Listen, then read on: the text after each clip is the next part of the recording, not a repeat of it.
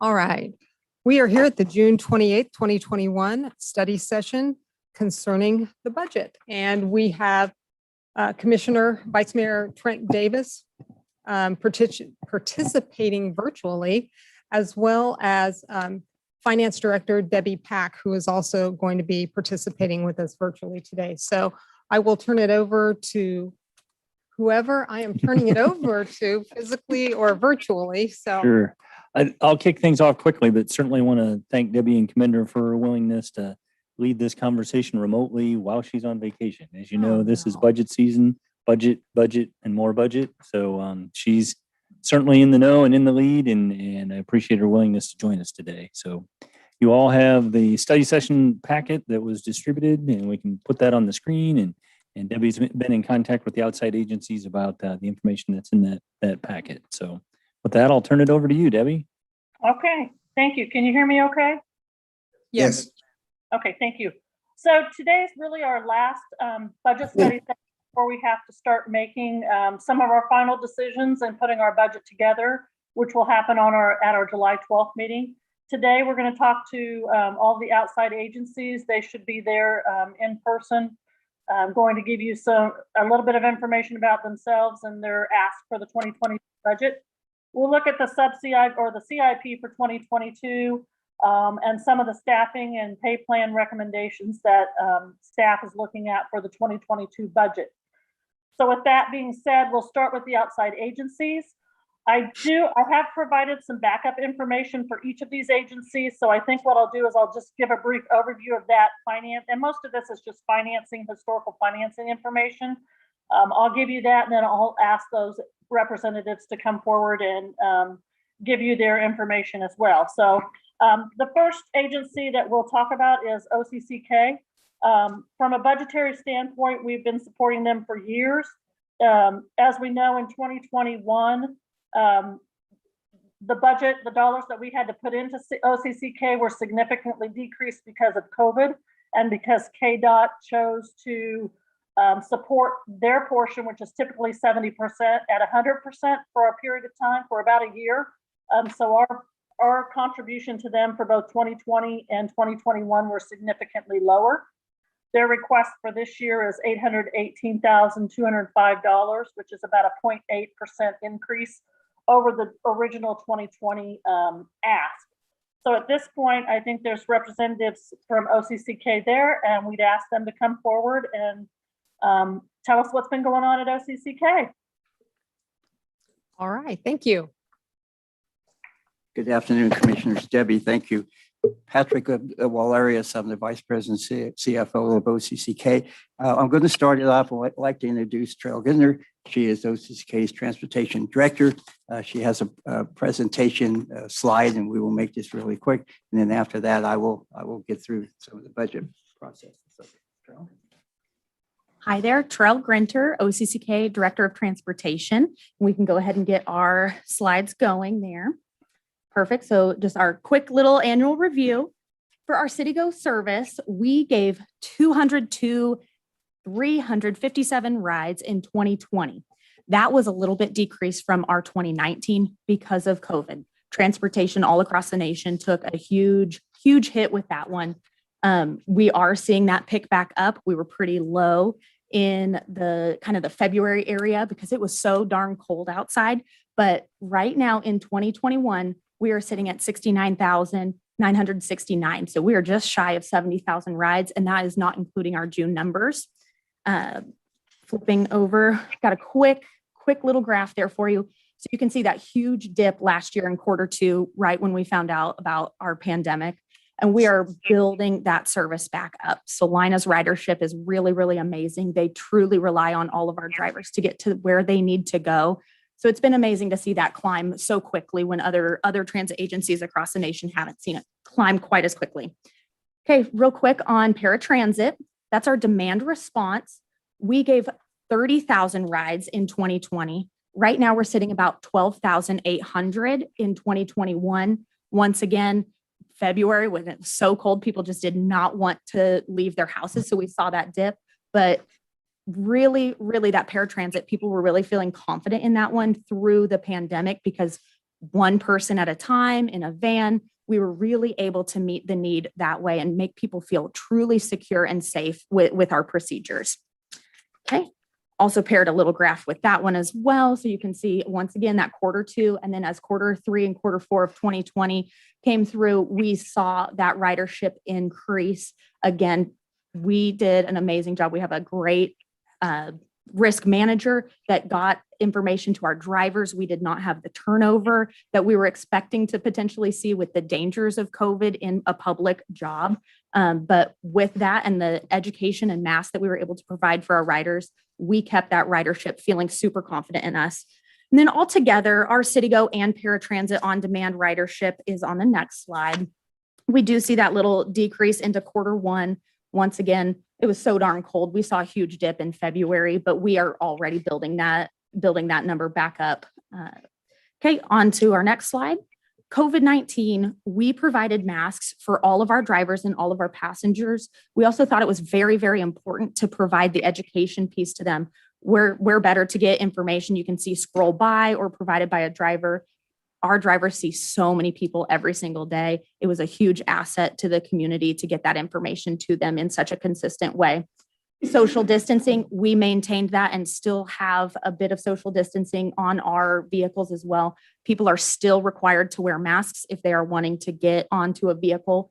Our drivers still provide those masks. So even though we know they already have a mask, they probably have 7 in their purse because we all have 7 in our purse, we still have that supply of masks to give out to our riders so they can get to where they're going, whether that be health, nutrition, or work. And then we disinfect all of our vehicles and our offices. We have a disinfecting machine that provides a coating and it sits, and as it dries, it kills all of those germs. So we have not seen a transference of COVID through our vehicles. Okay, next slide. Every year we like to award our safe drivers. We are building and building. Every year we see more and more safe drivers for a grand total of 107 years of safe driving altogether. We had 31 drivers this year that were awarded. Hey, some current projects. We are working on that building expansion. If you haven't seen it, it went up pretty stinking quick, and we're expecting that to be done at the end of July. Fingers crossed that it's the beginning of August. We have increased our staff infrastructure. When I took the lead, I recognized a huge need for leadership infrastructure on the team. We are giving so many rides. If those drivers and our dispatchers did not have leadership, we would have felt a decrease in rides. Now we have more consistent drivers with safety and follow through. And then our leaders are looking for opportunities to network in the community to continue building that ridership. Next, trainer certification for the leaders. I could do everything myself as the director, but that doesn't get more people in the picture. So it's really important to me to have my leaders certified in first aid and CPR, transit assault awareness, and then also rural transit assistance program. And that provides all of our drivers and leaders with the confidence they need to successfully do their jobs and know that we've got their backs. With that certification, man, we can rock the world. Then our training program is going through an update. We made it even more comprehensive and easy to follow. It's very easy to put somebody in front of a computer screen, but that's not where we develop solid drivers. They develop, yes, we do have to have that theory practice on the computer a little bit, but they develop by following current drivers that are succeeding. So that is rolling out as we speak. We've got about 4 new drivers training right this moment. Okay, hopping to community events. Our holiday give and go was a success. We donated a ton of food to the Salina Food Bank. Another way that we're impacting the community, we have just launched our Guide and Go. It is a national initiative to promote public transportation. A lot of times when I go and chat with people, they just don't know how to ride the bus. I've never ridden the bus. I don't know how. It can be intimidating, especially if you're new to a community or in rural Kansas. There's not much options for public transportation. So if we can get the confidence into the public's hands, they're going to feel even more confident hopping on the red bus, transferring at 7th and Walnut to the blue bus to get to exactly where they need to go and then back home. Okay, Can Cycle turns 2. Our bike share in Celina had a little bit of a rocky road through COVID, but we're back up and running and people are loving it. Then a little bit more about COVID-19. We gave free rides to every vaccine clinic. People loved that option. Not always did people have the time to have a family member come take them. And then we all know when you get that phone call for your COVID vaccine, you got to get there. So we were able to make that last minute phone call work really well for people. Next, a little civic duty. We gave free rides to vote. We think that's really important for people to have access to their voting polls. Everything was free that day. And then we're really excited to continue our support of the Smoky Hill River Festival. We have given free rides to them in the past, and we're excited to keep that going as well. Okay, now 2021 and beyond, we have applied for some grant money with KDOT to continue improving our service in Salina. Our fixed route software would equip our CityGo buses with updated technology to count passengers on and off and whether they have the need for a mobility device. So then that means even more data I can get into your hands and even clearer, cleaner data as we make decisions going forward. Mobility hubs is kind of a new term. That just signifies that, man, at 7th and Walnut, we've got bikes, we've got CityGo, our Paratransit can hop in and serve people at 7th and Walnut. And we also have our 81 connection coming into that same location and our Can Connect, a new service that goes to Abilene. So that just really provides the passengers at 7th and Walnut at Walmart with even more options. Number 3, Microtransit. This is once again another new piece to public transportation, kind of a little craze going through the United States. It's like an Uber or a Lyft option, but at a public transportation price. With that, we'd have potentially 1 or 2 vehicles being able to give rides to the times that CityGo and Paratransit are not operating. So those people that are working overnight, maybe sanitation in those overnight periods, and they don't want to have to wait a whole hour to get on the CityGo bus to get back home.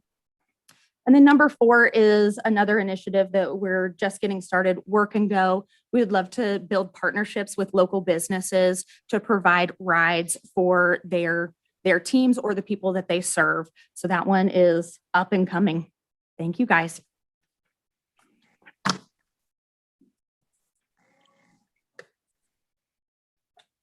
Thank you. I don't have much, anything to add to what Debbie's already said about our budget. It's our request for 2022 is just a little bit more. I think she said 0.08% more than 2019 and 20. 20 was an interesting year. It certainly had up and downs as far as public transportation. We think it's going to continue to improve. We're certainly going to keep trying to expand services. We look at our services as not just transportation, but we look at it as access, especially to the people that really need access to work, access to employment, access to shopping, access to medical appointments. So it's a lot more than just public transportation. It's that access piece. So I think I don't need to ramble on very much unless anyone has any questions. That's pretty much, like I said, our request equals 19 and 20. Of course, 20, KDOT funded 100% of most of the year. There are some conversations circling around KDOT that they might continue the 100% funding through January of 2022. I don't know why they picked January. It seems, I mean, it would have been cleaner if they picked December, but so it might be that the second half of this year, the contract with the city would be reduced accordingly. Again, we haven't had official word on that yet, but we think we're pretty sure that ridership or the funding, the operation funding, again, KDOT doesn't fund any overhead. They don't fund any repairs, maintenance, any upkeep upon our building facility. A lot of the office staff is, we consider overhead is not funded, but we should know something probably in the next month, whether or not KDOT is going to continue the 100%.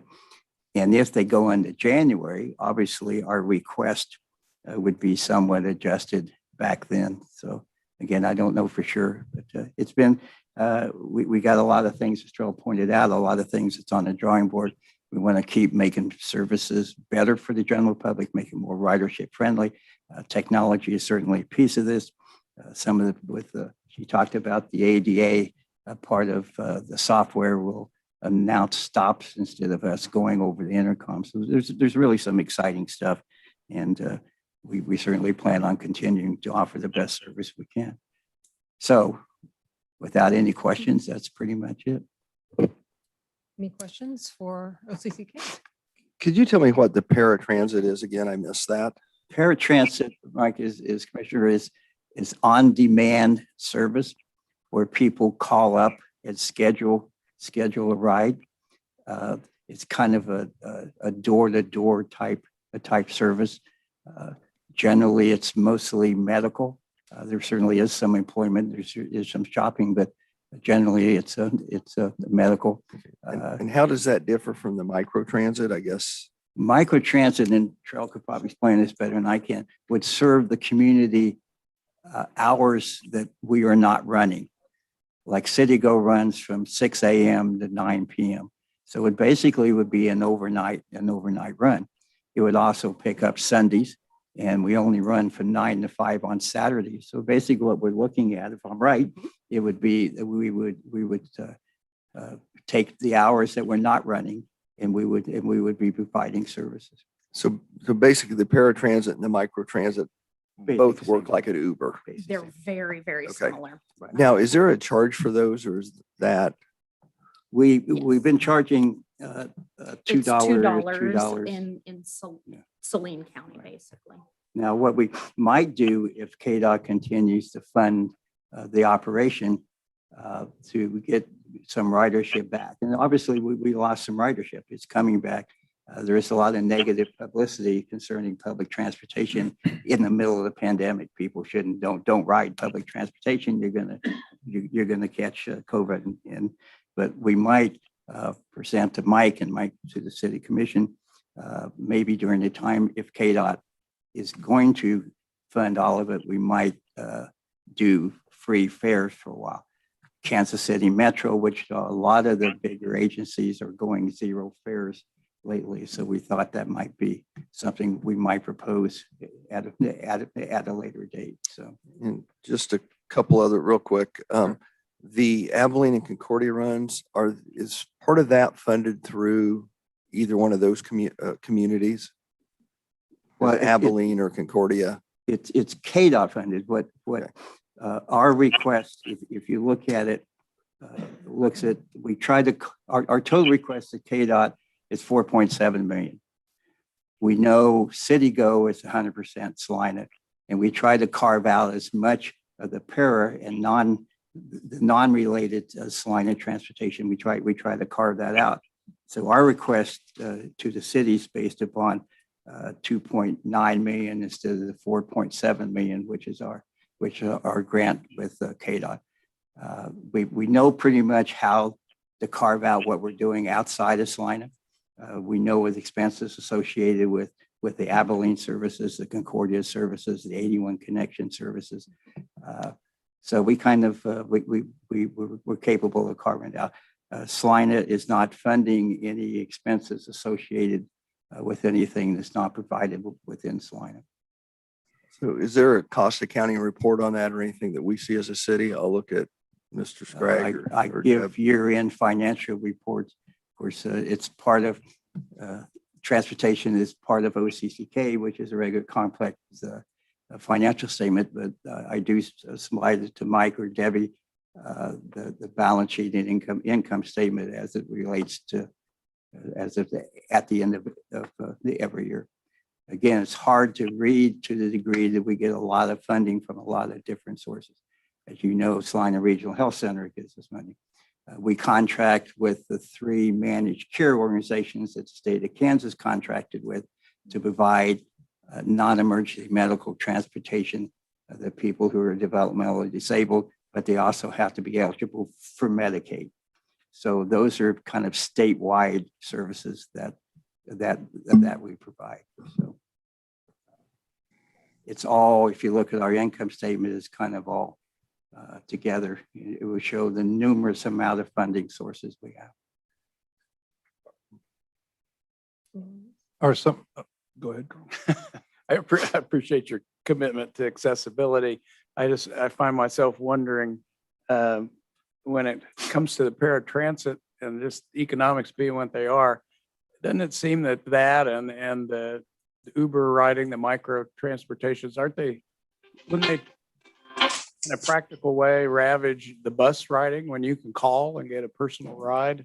Why would I want to take the bus? So I'm just feeling a conflict right there.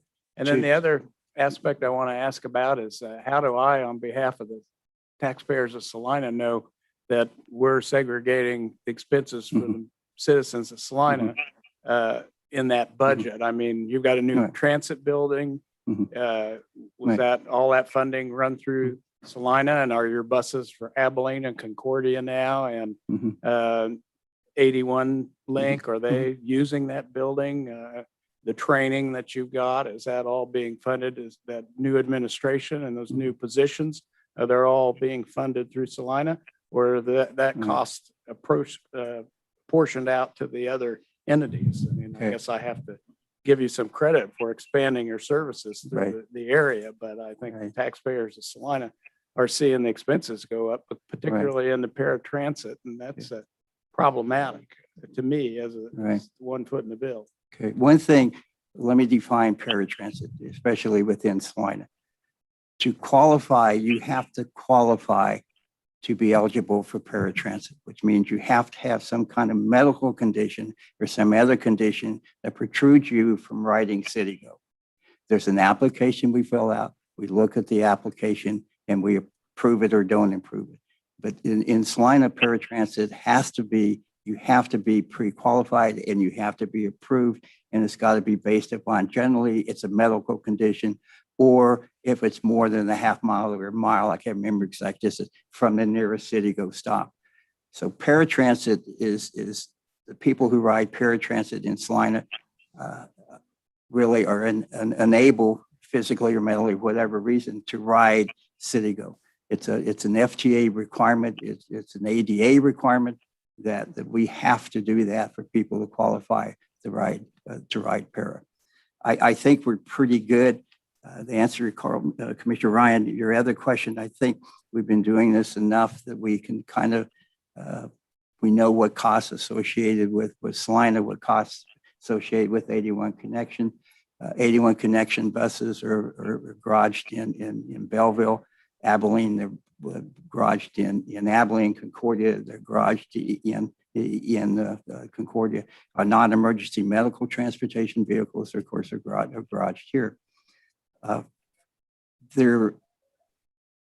So we tried. We think we have it down pretty good, that we know the expenses associated. I have a cost center on 81 Connection. I have a cost center on Concordia. I have a cost center on Abilene. So I know exactly what those expenses are. I know exactly what income we're getting from both KDOT and from the city of Concordia. It gives us a little of the match. Concordia came up just like 2 weeks notice that they let KDOT know that they were no longer going to continue to do services within the city limits of Concordia.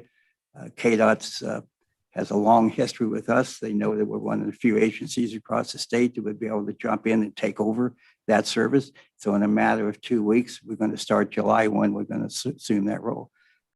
We hired the local people that worked for the senior center. The match will come. It was a good thing. It couldn't be better timing if it's true that KDOT's going to match for the next eight months, because 7 months. So it's because we were kind of scratching our head, how we were going to do that. But I think our accounting, we pretty much know. Again, repeating myself, the whole KDOT application is almost $5 million. We used 3.5 million as far as associated with Celina, and take off the 70% there. The only part that you could say overhead that relates to other services would be training. Most of the training is done within Celina and at our Celina facility. We don't have a facility in any other community that we can do this kind of training. Our training is extensive, detailed, complex. So we want to make sure that our drivers are adequately trained. But yes, our 81 connection drivers trained out of Celina. And is there some minor charge associated with them coming to Celina for training? Yes, there is. I don't think, we track fuel, we track expenses for all of the services that are, Celina, Abilene, Concordia, the whole thing. So again, we've been able to keep. I remember Commissioner Hodges asked me 2 years ago that don't quit coming back with huge increases. So this year we tried to keep it. We were fortunate enough. Two things happened within the last year, and also that allowed us to raise our starting wage to $15 an hour, which is almost a necessity for us to continue providing quality services. We just weren't getting the applicants. We weren't getting qualified applicants. It's amazing what that difference from going to $15 an hour did. Now, we were able to do that through two funding sources.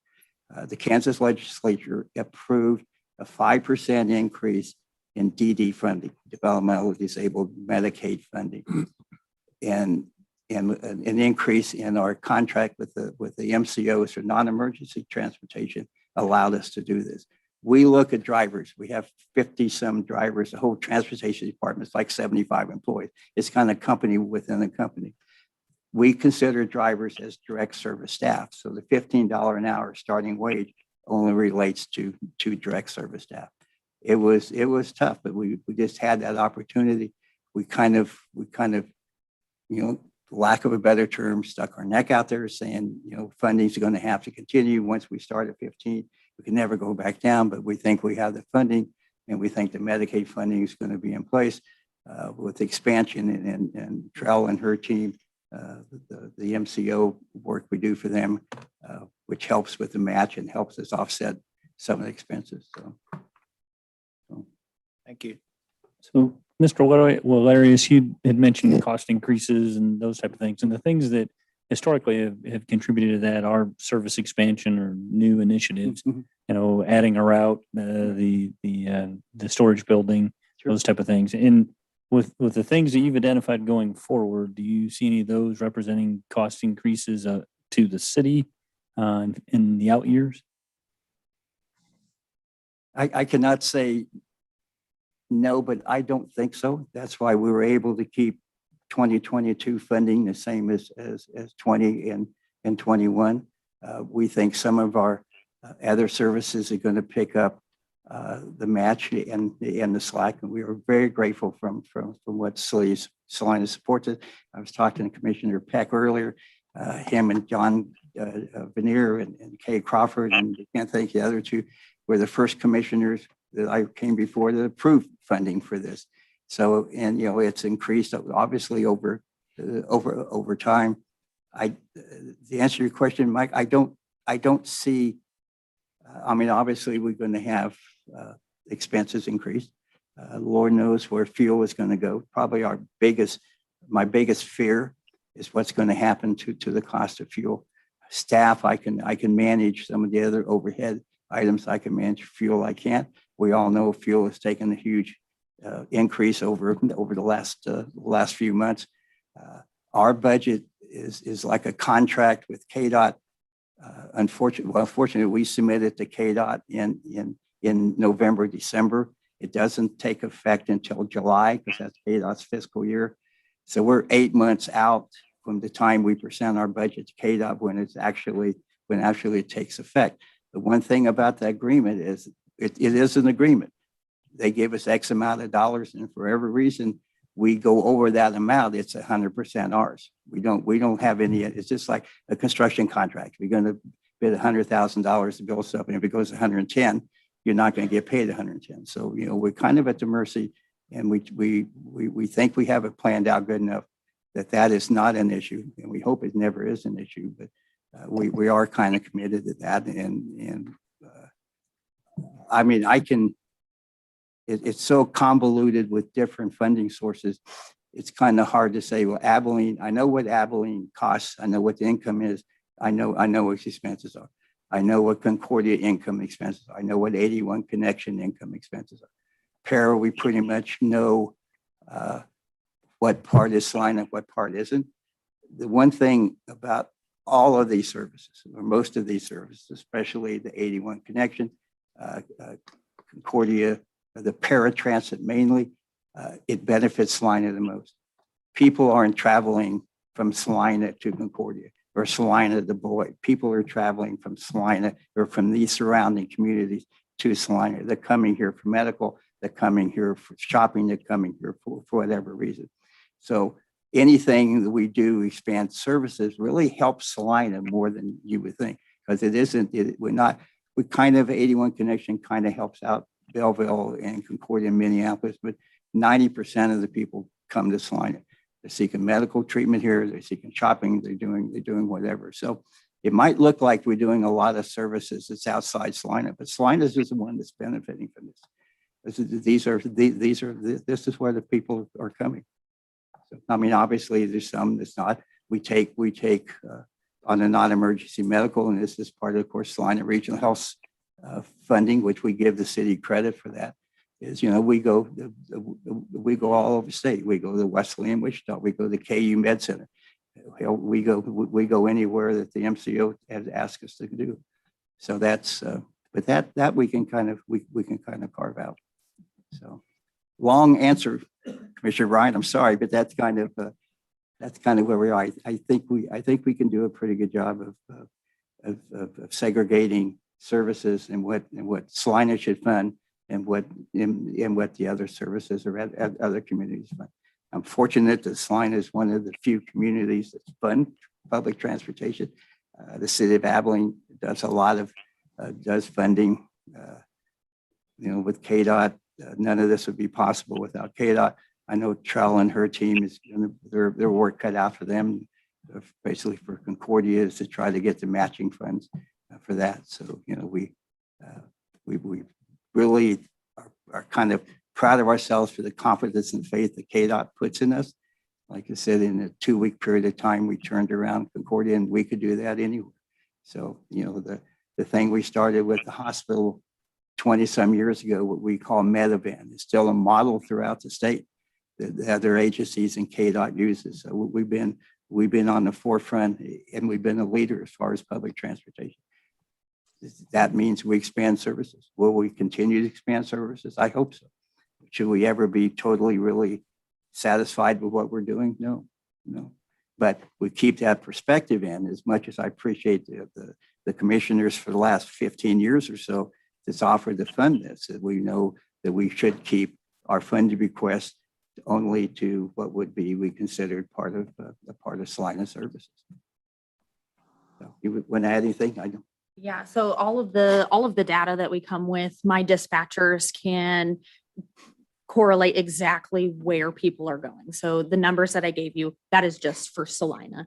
I did not include Abilene rides or 81 Connection rides in those numbers. So what you're seeing is exactly what is coming from Celina, basically Celina to Celina in those numbers. And so you really get to see the meat and potatoes of our business is serving people in Celina and creating accessible services. And Pat said it really well with your question with, well, microtransit, paratransit, how is that not going to take over CityGo? Well, in some places, they have recognized that their town is small enough that it can, and it's app-based and it gives people that on-demand. Celina is so big that we would not be able to keep up with that demand, and people would not be able to get to where they're going.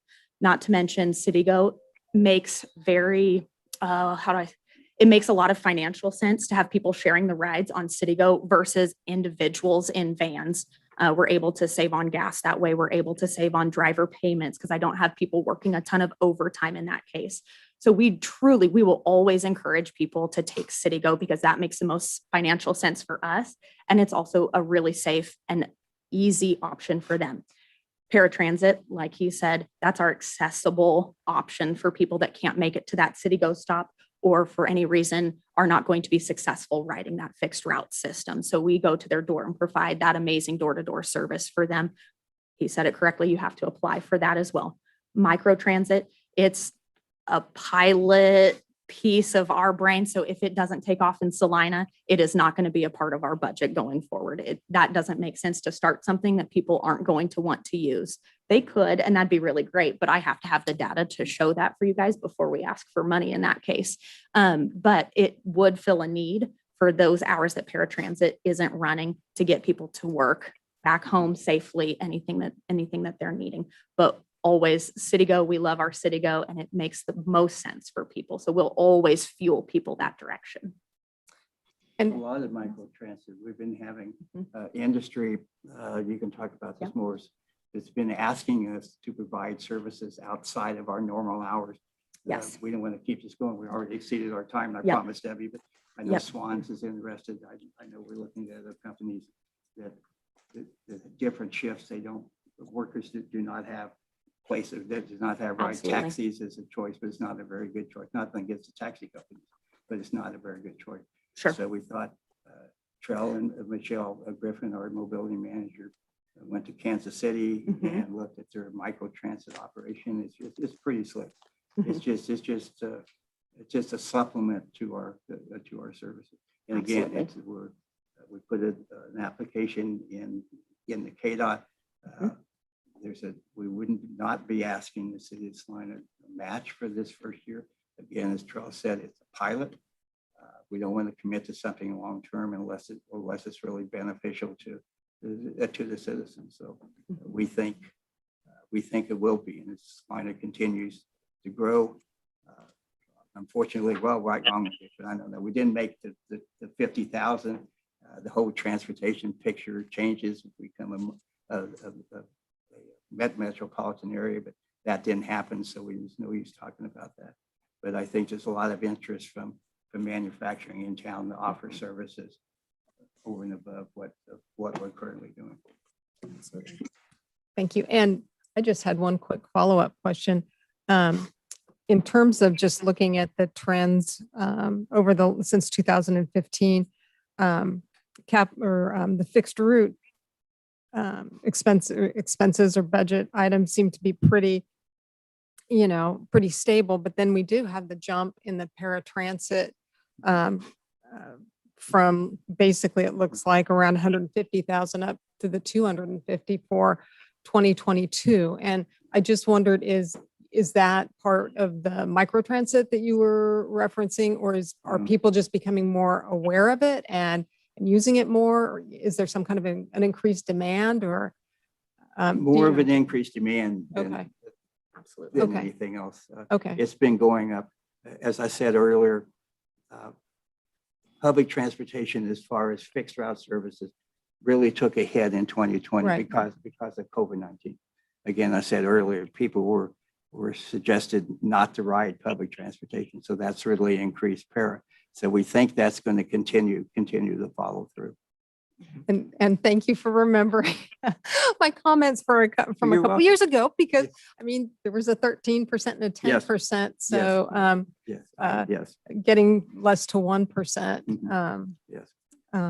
is appreciated. Well, I think, well, I don't think, I know one of the things that OCCK does and does it quite well, not only transportation, but all of our services. Again, public transportation is only probably 10% of OCCK's total operating budget. So we're really diversified.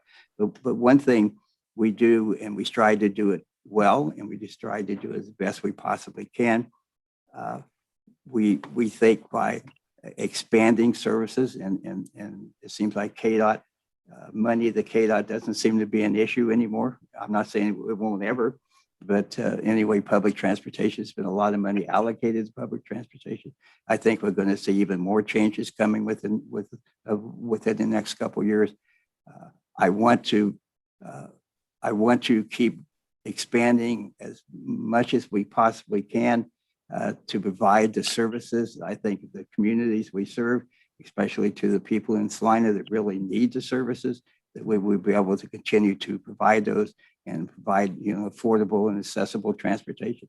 So that's my spiel. Mayor, can I Yeah. Oh, ask absolutely. one more question? You're going to think I'm a jerk for asking this, but, don't get me wrong, I think OCCK organization is great. I know you serve people with disabilities and Mhm. disadvantages in a much broader spectrum than just the transportation part. Mhm. But once you're on the paratransit list, you fill out that application. Are you on there for good, or is there other, do you have to fill out one It's not an periodically? annual thing, I'm it's on, an annual- what strikes me is, Yeah. I've got my card with I can park in the reserve spaces for people with disabilities, and, you get healed eventually, Yeah, and you you still don't use need a it. medical service, but I see people parking those special spots all the time All at the the time. grocery store. So is there any turnover? Absolutely. So that is something that I am reviewing with our dispatch coordinator. I want to make sure that we're providing the best service possible to the people that need it.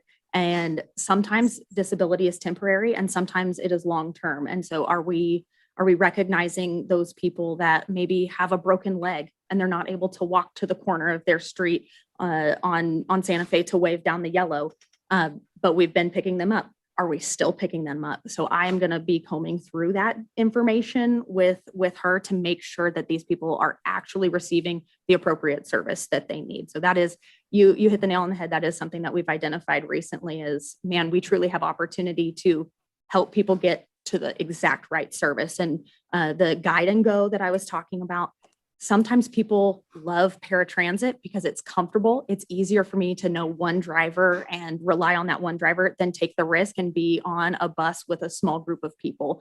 And so that travel training is going to be important in bridging that confidence gap. Maybe it started as a broken leg and maybe now they're capable of getting to that stop, but they're scared. And so how can I best serve them? But that's going to start by evaluating the people that are currently riding and having those conversations. And that's not going to be a quick turnaround because everybody has different things that prevent them or make them ride certain services. But 100% that is going to be evaluated and addressed. Thank you. Thank you all. Thank you very much. I Thank you. appreciate your Thank you. presentation Again, thank today. you for your past support, and thank you for the funding for our new facility. Partial funding is, we're looking at July, and we will plan, along with KDOT and the FTA, a ribbon cutting, and we certainly will invite all of you, and hopefully you can attend. So, I good. look Thank forward you. to it. It's impressive. Mr. Scragg, are you looking for direction, or Ms. Pack, direction from us in terms of where we want to be with the funding request on each one of these, or how do you? Whatever you feel is most productive as a governing body. You certainly, if you want to deliberate and provide some feedback, that would be helpful. Ultimately, I think Ms. Pack's going to go over the timeline, but we'll bring back to you an issues and options punch list. Okay. We won't have a meeting next week because of the 5th of July, Right. so it'd be the 12th. But Okay. any feedback you have today would be helpful. Okay. Keep it the way it is. Looks reasonable. Yes, and as Mike said, we will be coming back to a final decision on the 12th on all of these requests. So if you're not ready to make that decision, or you want to have time to think about it, that'll be coming back on the 12th. I guess if you have questions or additional information, please share that for sure, so we can Gotcha. track that down. Gotcha. In No, advance. I do want to let OCCK know that I really appreciate the 0.8% increase. I do. Because we're going to see further on down the line, we've got some difficult decisions of our own to make, and thank you for that. All right. right. So with that, move on to Salina Chamber of Commerce, visit Celina. I won't go over a lot of this information because I know that Sylvia will cover this in her presentation. I just did provide that information to the commissioners as backup information. So if you have any additional questions, I can try to answer those, but I'll let Sylvia and her staff come up and give their information. Hello, Hello. Commissioners, staff. Sylvia Rice. I'm the Visit Salina Director for the Salina Area Chamber of Commerce. If you want to just go ahead and pull up my stuff, Mr. Wood, that would be awesome. I'm going to start off with some just general information that's in your packet and that Debbie also provided for that matter. Our contract with the city goes back to 1977. It is our responsibility to administer a convention and visitors program on behalf of the city. I included in the packet the current breakdown and distribution of the 6.7% rate that we currently have underway. In that formula, we're at a 3% portion of that. Debbie also provided for you in the packet where that new rate will be when we move to 7.75%. Want to just quickly point out the staff. In addition to myself, we have Tiffany Bedeen, who's our manager of sports and special events. Wave to the folks, Tiffany. And Joanne McClure, who's our manager of the conventions and military market. Would point out for you also that we are a 3-person team now. We did reduce staff by 2 full-time positions during COVID. We are still at that point, and we would anticipate being at that point at least through 2022. Doesn't necessarily mean that the workload changed very much. It just looked a little bit different during COVID. And as we kind of go through the report, I'll kind of point out as we go what we did through COVID quickly, but more importantly, what we're doing now. And as we look ahead. Next slide, please. I want to talk about where we are. During the throes of COVID, certainly our staffing changed primarily quite drastically. We depend entirely on what happens with tourism, obviously. And if you didn't notice, that stopped during COVID. And so certainly our ability to conduct the normal programming that we would do stopped as well. And so we certainly switched gears. And this is sort of how it looked. I would talk about moving to the right. What that really meant was looking at events, conventions, all of those, certainly group activity, and moving those items to the right. I'll talk about that a little more specifically in each market. We also sort of changed from very directly serving the clients, whether those are leisure travelers or group planners, and serving our local industry. We became intrinsically tied to the hotels, to the attractions, et cetera, to try to help them do whatever we could to help them get people still in the doors. That included the creation by the chamber staff of the Salina Strong website, keeping track of what restaurants are doing delivery, who's doing curbside, what hotels are open or are partially open, and what they're doing for additional sanitation, all of those kinds of things to try to push business toward them. And so that became an incredibly large part of what we did, was sort of that switch. When we look at the leisure market, which is where we were, we look at the leisure market, certainly our paid advertising in 2020 went down to a minimum. Number one, we simply didn't have the budget to do a lot of advertising. And number two, the messaging was difficult. There were destinations out there that just kind of continued on with the whole, well, I've got a TV contract, I'm going to go ahead and run those, come see us. And we didn't want to do that. Not only were we trying to renegotiate those contracts, but also the messaging had to be very, very low profile, very soft sell. And it became more about, you know what? We're an awesome place. We've got great stuff here. When you're ready to get out and move and do stuff, we're ready to welcome you. And so certainly our advertising looked very different. Now we're rebuilding. Now we're getting back into the TV game. And now it's about, if you haven't seen Celina lately, you haven't seen Celina. And we're very enthused about all of the, and I'm going to say in quotes, new things. A lot of them were new things before COVID. We just never got a chance to tell anybody about them. And so now we're promoting a lot of the new things that are available to our visitors in town. And we're coming back hard on broadcast, on print, social media, and all of the above. As you know, our budget is delayed. And so even though we're starting to see some things pick up, we're still a little delayed in the transient guest tax flowing. And so we are planning accordingly and kind of rising as we can and pulling back where we need to.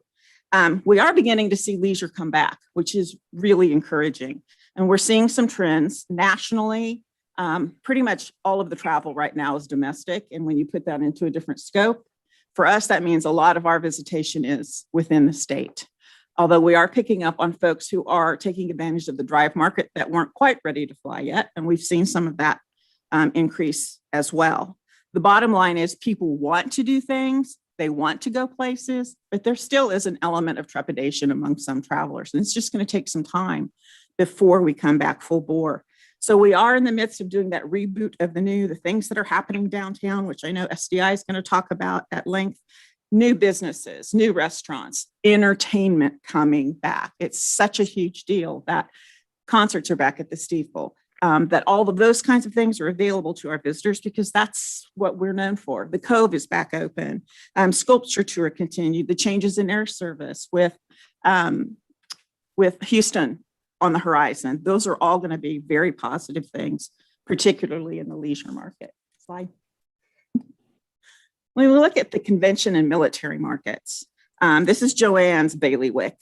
And what I would say about that is that Joanne just refused to take no for an answer in 2020. So when you're talking about that sliding to the right, when she got a call from a venue that said the XYZ Association canceled, she'd say, no, they didn't. I'll call them. What dates do you have available next quarter or in 6 months or this time next year? And so we moved from where a lot of people were ready to say, no, we're not coming, to no, let's not do that. Let's get you on the books. Let's get you planned and saving that business, because when they're on the books, it's more likely that they'll stay within the community and not start over with a whole rebid process. And we were really quite successful at doing that. Convention stopped, and then they sort of went digital or went virtual, and then they sort of went hybrid, and then they started to come back. And as of late March, early April, we started to see that business building back up again. Are we having as many conventions at this point? No. Are they as large as they were? No, but they're getting there. And that's the important thing, I think, to remember. That attendance is coming along. The great news is, as 2021, as those moving to the right things are working out, it's getting filled toward the latter part of the year. So hopefully it's, if we don't have issues with any kind of a bounce back with variants and that sort of thing, 2021, 2022 looks pretty good in the conventions market. And kudos to the folks that host those conventions, getting through 2020 with the distancing and the additional sanitation and all that. TPEC and all of the hotels did an admirable job of trying to get those events done, and now they're ready to move on ahead. It's difficult to find available dates. Yay. That's a great problem to have.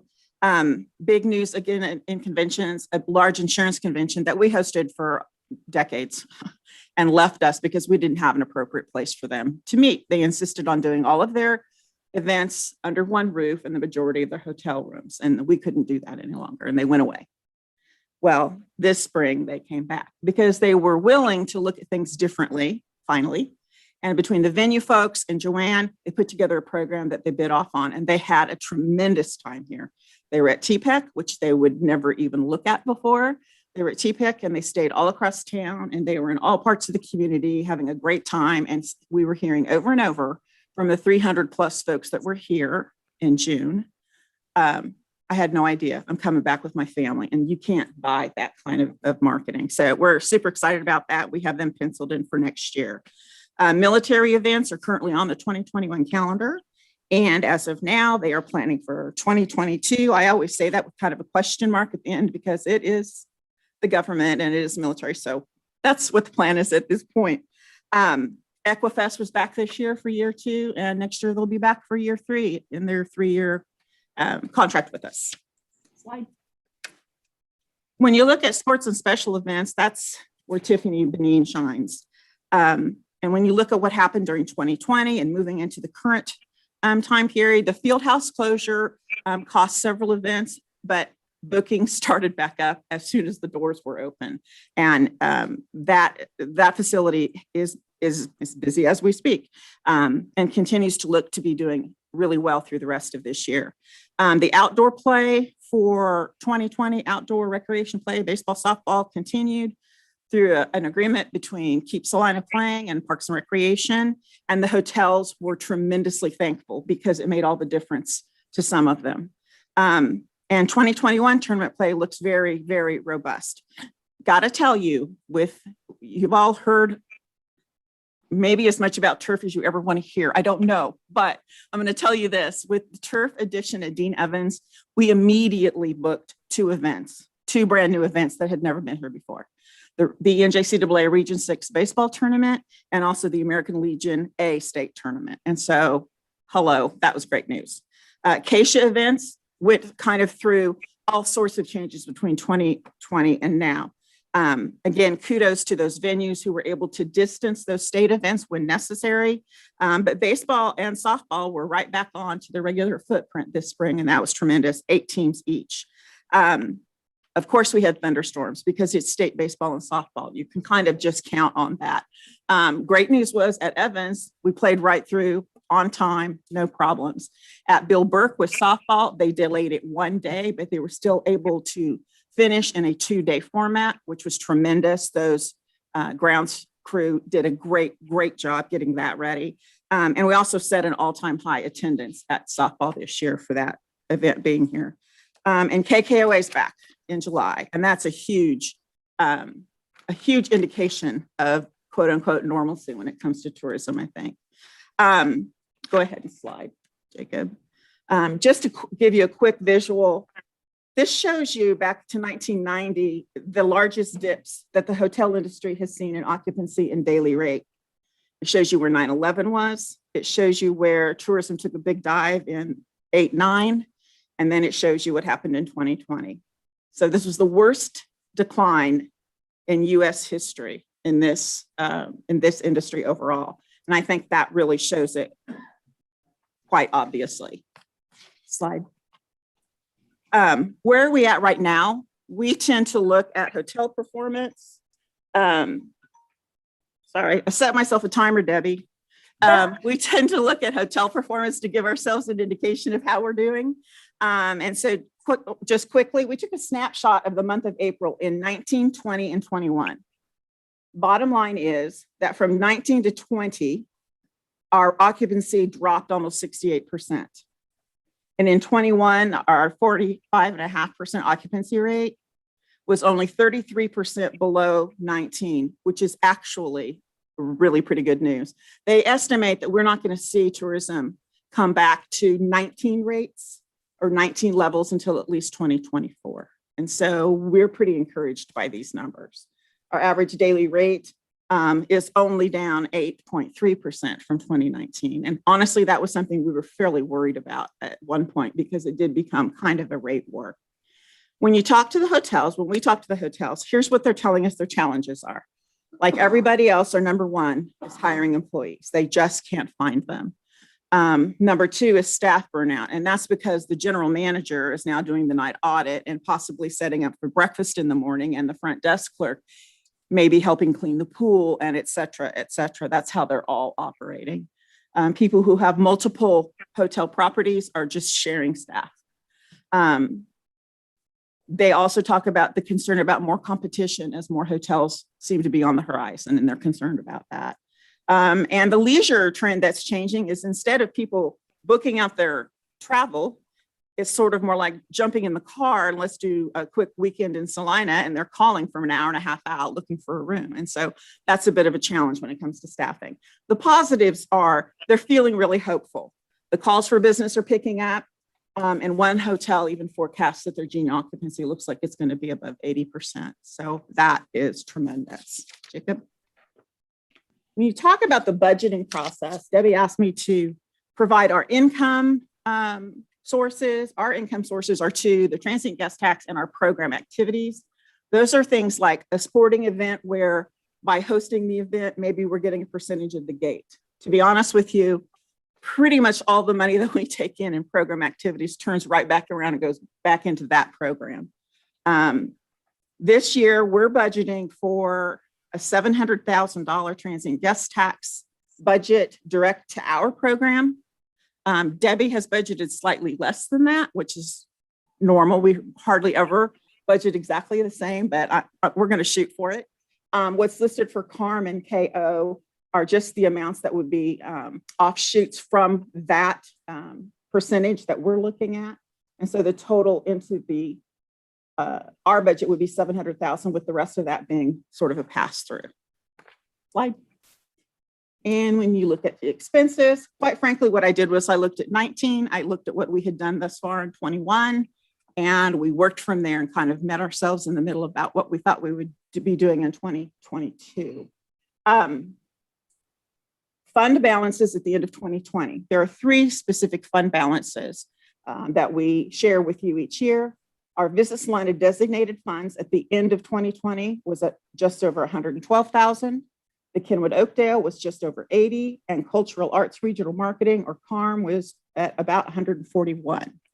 That was at the end of 2020. There have been changes since then. Obviously, we're halfway through this year. But I would say that a couple of primary adjustments to those dollars would be in CARM. There will be a rebate back to the city per guidelines. That's somewhere in the area of about $60,000. So that will be coming. The designated funds on Visit Celina, I know that has come down also based on where we ended up with some later expenses into 2021. And currently we're in the process of working on developing new guidelines for both of those funds with the goal of potentially freeing up some dollars that could be redistributed another way by the city. So as far as what is our request is we've taken a stab at guessing what we think transient guest tax will do. But honestly, as I've told the city manager and others, our request is that we stay at the 3% that we've been at. We have always risen and fallen depending upon what transient guest tax does. And we've been, I think, really good stewards of those dollars in looking at expenses and keeping a pretty tight hold on them, especially when it looks like things are not coming in exactly where we had budgeted. So I came close to the buzzer time, Debbie, but not exactly. But I would be happy to answer questions. And we're always happy to answer questions if you have them. Reach out to me or anybody on the staff, especially if it is concerning their specific areas. Any questions for Ms. Rice? No. Okay. Well, first of all, I want to say thanks to all the Visit Celina team for dealing with a 40% staff reduction and yet still finding a way to at least consider the possibility of a $60,000 rebate to the city. Truly appreciate your hard work the last year, and hopefully we'll see a quicker recovery than what's anticipated. That's what we're hoping for. Yeah. Thank Thank you. you very much. And Mayor Hodges? Oh, yes, I'm Yeah, sorry. if I could, yeah, I can't stress the importance of how hard these three folks are. And previously those five folks were in that office as far as, making that downtown Salina reality happen. I mean, these are the folks who are actually driving a lot of the expendable income that supports the sales tax downtown. They really work hard. Thank you. Agreed. Thank you very much. Thank you, Sylvia, and you did a great job of keeping to your timeline. The next agency that we'll hear from is Salina Community Economic Development Organization. I just provided in here the agreement that we have with SEDO, and just a reminder that the funding for this particular agency is on a 3-year term. So what we set in 2022 will be what we kind of set for 2022, 2023, and 2024. Provided information about where it began, where that funding began, and where those levels were. So I believe probably Mitch is in the audience, and he'll give you an update on what they've been doing. They've been doing a lot of work and kind of where their request is this year. So thank you. Mr. Robinson. Thank you, Mayor, Commissioners. It's good to be here, Mike. First off, I want to introduce, I got two board members here. Pete Baumgarten is here, and John Gunn, who represent, they're somewhat hiding behind the pole back here, I think. But as you know, we got a former mayor there, and he's been able to talk about, well, back when, many times during our meetings over the last several years. I appreciate his guidance very much. And then also Robin Van Atta. Robin works with me, keeps me in line, does a lot of the heavy lifting and preparations of documents like you're going to see today. But it's exciting to be here. It's hard to believe that this is the third time that we've come before the commission. The first time was the formation year back in 16. And then you'll see later on how we've gone through our budgeting process. Like everyone else, it's been an interesting time this past year. We've been a little bit luckier than most that we've been able to survive and just kind of make a pivot on how we do economic development. In our segment, we talk about the different pieces of the pie or the legs of the stool. We talk about tourism, we talk about retention, we talk about recruitment. All those pieces are important, and we've got a lot of our partners here today talking to you all about funding. And this is something, the partnership is something I always want to stress. The chamber is very critical to what we do, the airport authority, the city staff. This is a team effort. So I'm going to get into what I've got because I know we've got a limited amount of time. We're going to run through these pretty quick, Jacob. So we're going to go on to the next one. The first project we want to talk about is the One Vision Aviation. This was October 26th when we did the ribbon cutting. You can go ahead and move on to the next one. This is just a little bit of an estimates, the original estimates of what they expected. They did get up to somewhere around 75 to 80 prior to the COVID impact. At that time, you saw a huge increase of jets being stored at the airport. The regional jets that we get into Celina, the 50-seaters. They had estimated they wanted to be up around 250 the first year. Well, they got close to 100, and then unfortunately they fell down to the 30 or so that they bottomed out at. Now we can say it's reversed itself. They are over or right at 250 with their current workforce. They see that number growing. They continue to estimate 450 is where they want to be at when they can get the people hired. So it's something that the chamber through their programs, the airport authority, and we've been working with them trying to find places for workers to live. This is not a surprise, something you haven't heard. Housing is a critical issue. And for this project, this company is one because they are literally bringing in people from all over the country to that have experience as airframe and power plant mechanics, people that are specialists in this field that do make a good income in their income, and they're basically in a 24 and up range is where they're going toward. The base rate is a little over $21, and that's counting all the positions. So they see this growing. As you can see, go ahead and move on the next slide. It's a little bit, you can get some reading later tonight, but they had been up, as it said here, to the 250 and then currently 250 and then are headed to the 450 range. Go ahead, next slide one. This is a quote and some pictures from a couple, the announcement out at the airport.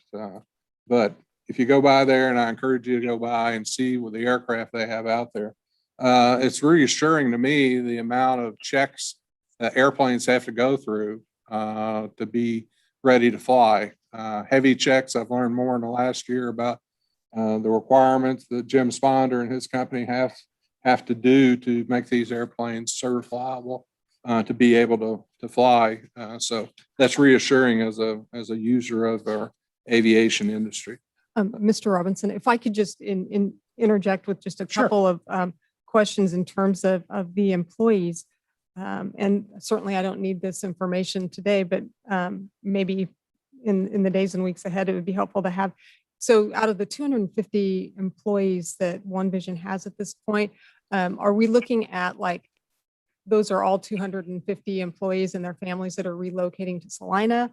You mentioned some of them coming from across the country. Are these contract employees? And of the remaining 200 that they hope to add, just in terms of planning with, with our housing plan that we're doing, what's the percentage of employees that are realistically going to be locating here versus the ones that are, say, coming up from Wichita and spending the week at a, like a long-term hotel or living in some kind of a, mutual dorm situation?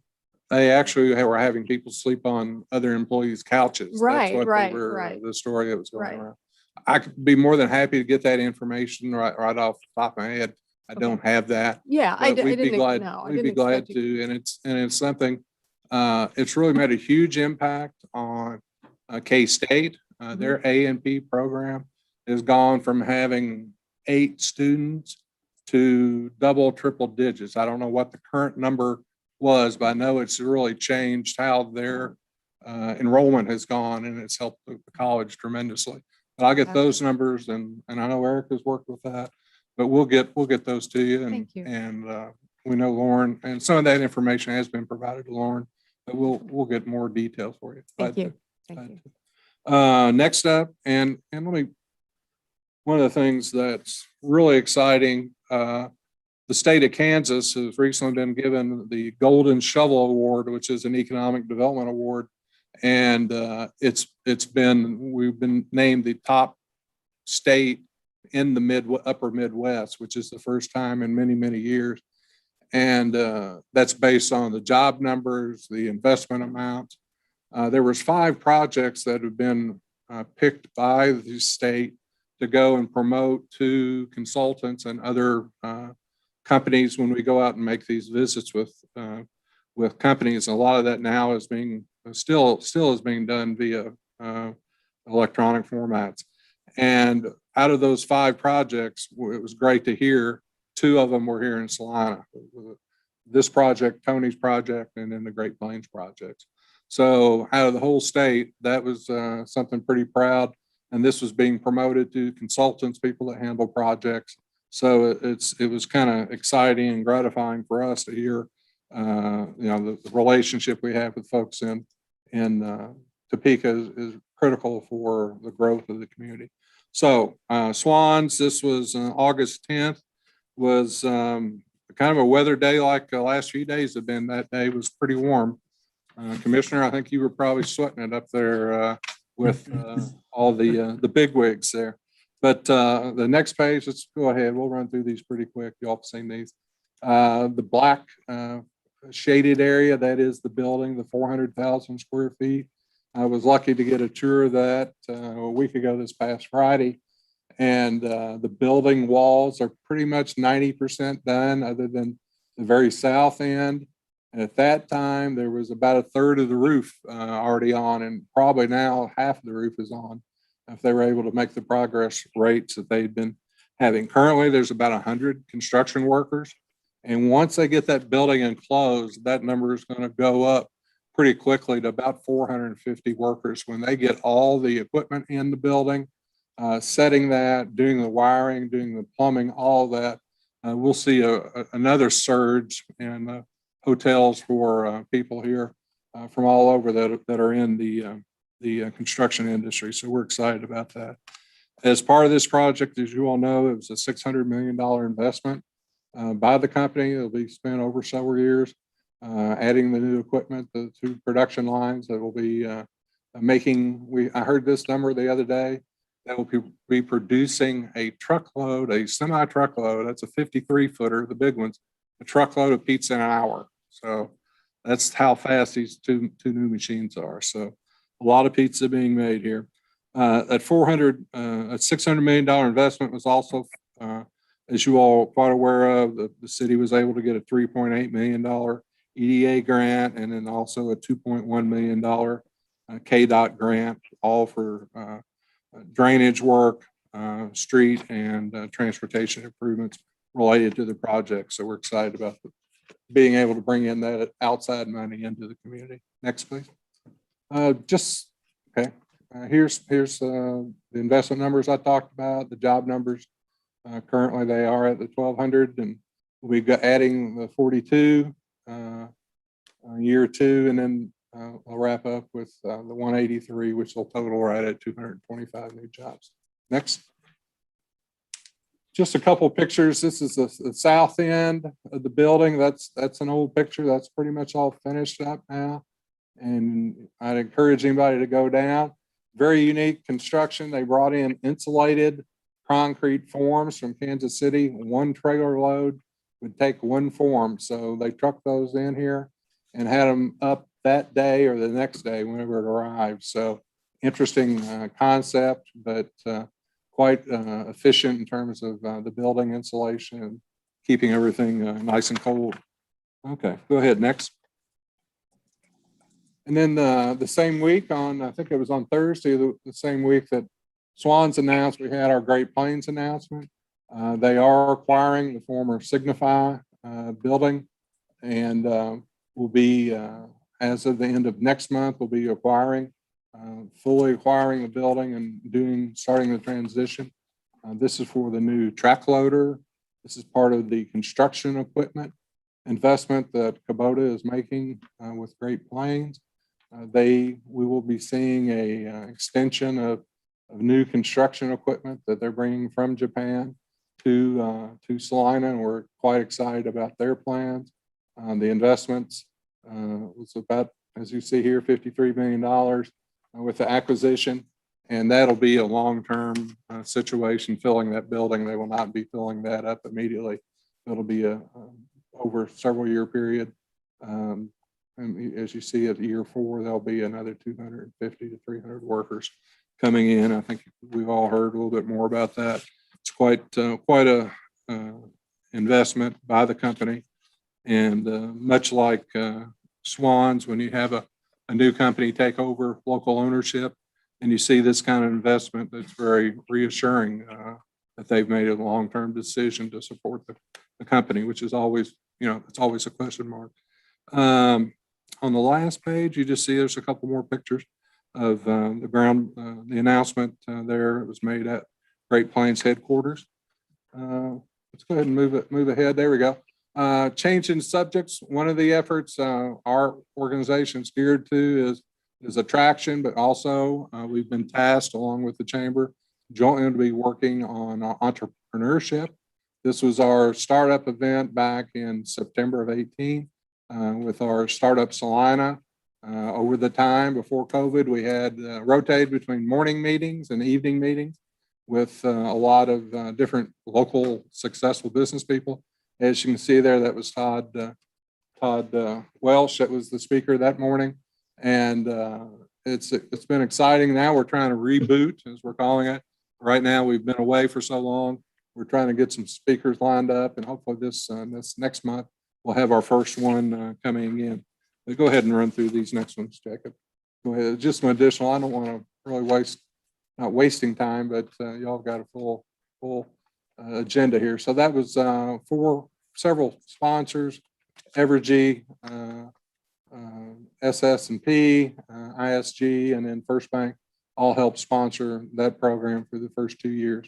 And we'll be going out and getting more sponsors. And then that's some of our partners over the last couple of years we've had with SCORE, SBA, Dane Hansen Foundation.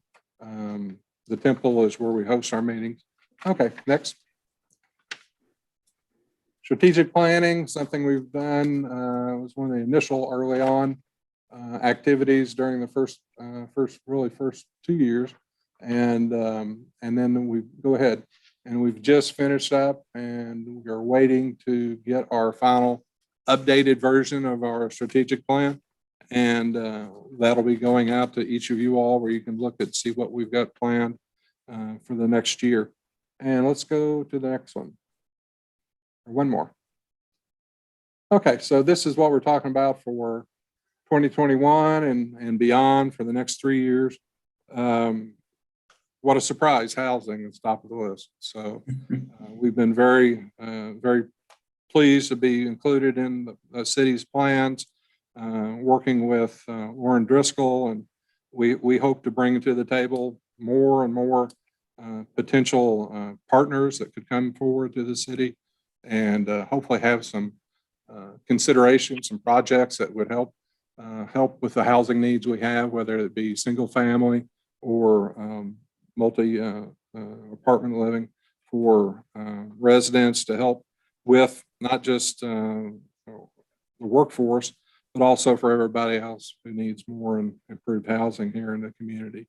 So this is something that as soon as the plan is complete, which I know we're very close to, we'll be reaching out to builders, contractors in the state, including out to Kansas City, Wichita, others, trying to see, is there somebody here that has an interest in coming and doing developments or projects here? We're already, as you all well know, are getting that sort of interest, but I think we can continue to build up potential partners that would look at Celina. Workforce development continues to be a critical issue. We're in support of the Imagine Salina campaign that the chamber is involved with. We're in support of them, and we'll work with them in any way we can to continue to help attract more workers. The childcare availability and affordability is another issue that we've been a supporter of. We're not the front group on that, but we want to be very supportive of all those organizations that have that as a day-to-day calling for their another critical issue. Certified sites, that's another effort that we will be doing this end of this year and into next, getting our sites what they call shovel ready by the state of Kansas. We know where our sites are positive. We've got good sites here. It's just a matter of going through some of the new steps they've submitted to get these projects up and going on a quicker speed. Has got to be a bigger and bigger issue for the companies that are looking to build these days. The last time I was here just a couple of weeks ago, we talked about industrial revenue bonds, and the city manager and I have talked with that, and I've submitted some things to him already for possible formats. Our commissioner who's traveling, we don't have something we can push a card in and pop out an answer. And I think we've got some good opportunities, alternatives that we can look at and come up with some additional responses in terms of how we go about working with industrial revenue bonds and how you decide how much and for how long. The last page is the finance page we'd submitted for what we've done over the last since 2016. You can see the 3-year blocks of how the funds, the first 3 years, and then the second 3 years, we did not ask for an increase. During that time, we stuck with our amount that $250,000. This year, we've asked for a $25,000 increase, going from $250 to $275. The county has already approved our budget request to them. They went from $20,000 to $35,000. The airport authority has not made a decision on their funding yet, and then our in-kind with the airport authority, with the chamber for our space, that won't change. So at this point, I'd be more than happy to answer any questions. Maybe some of my past chairmen would answer if there's anything for them as well. Any questions for Mr. Robinson? No? Okay. I just had a couple. You made a reference to putting in information and getting out a card with results. And I don't know if that was a reference. I know that I specifically had requested a hope that at some point we would get some sort of development or guidelines for economic development incentives that we offer, whether that looks like IRB or CIDs or whatever, so that we can at least do some analysis in terms of the amount of private investment that's being made, say the amount of jobs that are coming in. I mean, are there any plans to at least philosophically put together some guidelines so that we can be making consistent decisions in the future and not treating each application as something that's just freestanding on its own? Yeah, well, we've had, yes, the first off answer is yes. The programs that we've developed, I've reached out to my counterparts in about 10 communities. We've also talked with the lady that works with Gilmore and Bell. They are going to be providing some as well. I don't know if Mike's got anything from her yet or not, but I know she was working on that last week when I talked to her. So yeah, the intent is definitely to put some things together and look at a comparison. Industrial revenue bonds, looking at what I've received so far, it's a lot of the very similar. I mean, the jobs, wage numbers, that sort of thing is still very similar. One of the communities that I've liked the best, how they've staggered theirs, it's based more on if you're investing so much, there's percentage, and then if you've got so many jobs, it's the same thing. It's a combination. The more jobs you have, the higher the percentage is. Right. But that would definitely be part of it. A lot of what we're seeing though is the callbacks as well, something that's discussed in the last couple of projects. You know, we've had 3 projects, 3 IRB projects. Now we've got some housing projects are going to be coming along. So that'll increase that volume. But we are definitely putting together some items, and that Dr. Davis was the one that made the comment about putting in the card in one end and the answer coming out. Well, that was for you, Dr. Davis. Thank you. We'll get that, and I feel very comfortable what we can come up with some responses that the commission will. be Thank you. satisfied I with. appreciate it because I know other communities have their own guidelines, and, you know, obviously we want to develop something that is specific to our community, but, you know, I'm sure that there are a lot of commonalities. And also I know that we're always going to have to exercise some element of discretion when taking a look at that, but thank you. I appreciate that. Well, Any other questions for Mr. Robinson? Thank you. all right, thank you. Y'all have a good afternoon. Thanks. You too. Thank you. So that puts us into our next one, which is Salina Downtown Inc. And I think they also have representatives there. Information I did provide was there's a few sources of funding for Salina Downtown Inc. And I'm sure they'll cover this. Besides the supplement, which is the operating supplement that the city has provided, and a facade grant amount annually, the SDI does collect fees from their members downtown, and they recently were approved under the downtown CID to receive 40.6% of that collection for the maintenance of the new downtown. I provided that collection to date for you. Looks like about $89,000 through May of 2021.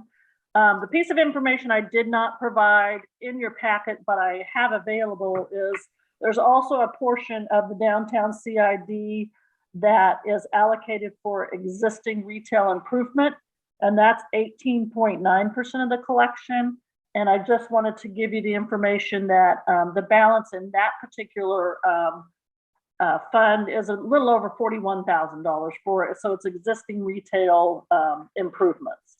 So with that, we'll ask the representatives from Salina Downtown Inc. if they would like to come forward and fill us in on what's going on. Thank you, Ms. Pack. I'm Mike Wilson. I'm the president of the board of directors for Salina Downtown Inc. And with me today is Cassie Strite.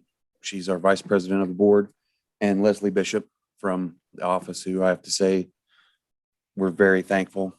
We've got her on staff right now as we experience turnover with our executive director position. So we're very thankful to have her. Jacob, I think's got our presentation here.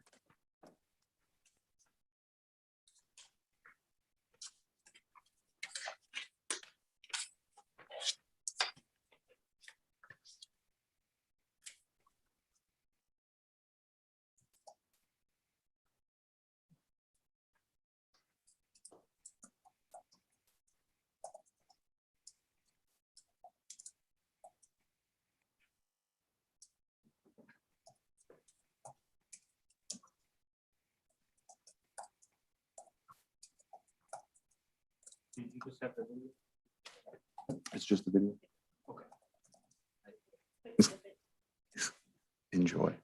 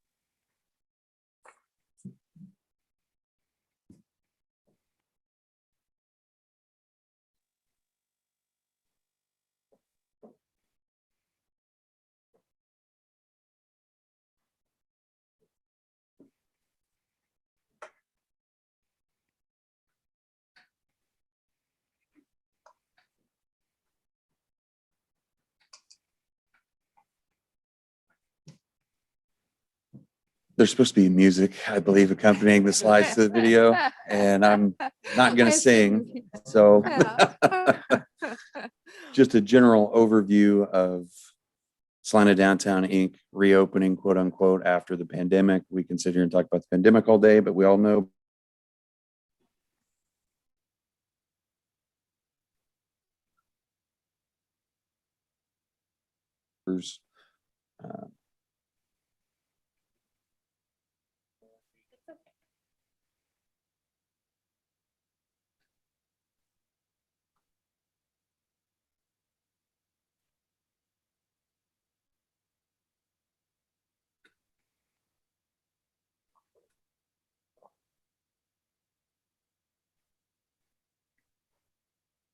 kind of a general overview for the video. Obviously, like I said earlier, we're reopening. It's the hopes for our organization to add more programming, sort of a big splash for our retailers and our merchant members. Welcome back to Salina Downtown. Obviously, the redevelopment took place that all of our merchants experience, the growing pains of the construction project. And then right after that, the COVID shutdown and restrictions. So we hope to add new programming, bigger events with our First Friday offerings from May through October. And then obviously a big piece of why we're here today is the facade grant we feel is important for SDI and our existing merchants, just because it's huge for new development, bringing new businesses, new property owners to downtown, but also, retaining tenants and, offering some assistance to help spruce up the aesthetic of downtown, but also, here we go. But also improve existing structures within the downtown district. Please do. And apologies to Ms. Pack, because I am seeing that we are not going to come anywhere close to getting through our whole packet today. That's okay. That's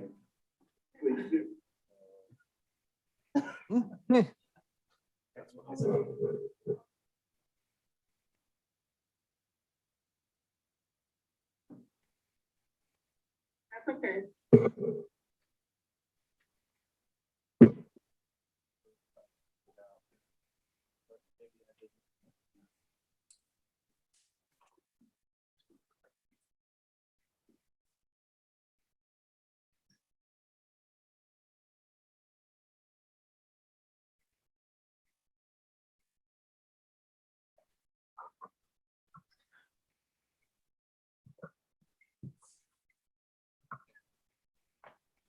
I thought Mr. Will.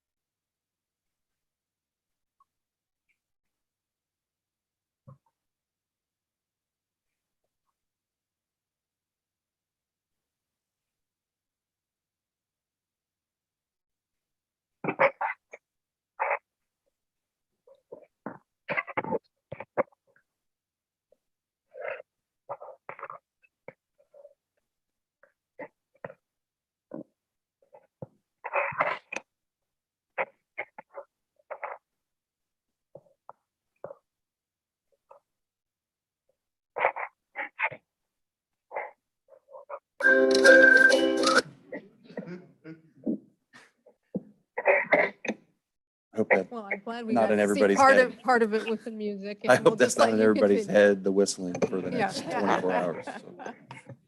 Could be, right.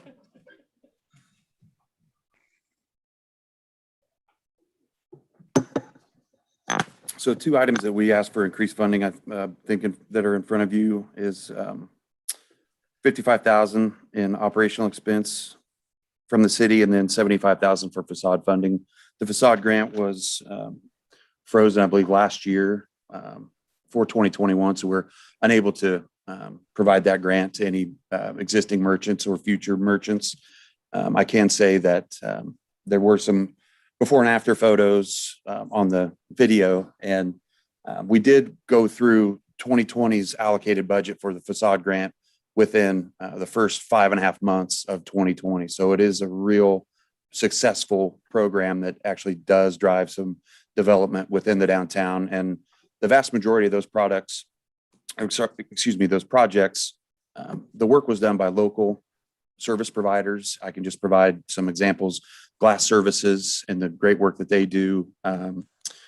Ponton's Construction, Accurate Electric, Gleason Signs, Restore Properties obviously has done a lot of really big facade improvement projects downtown.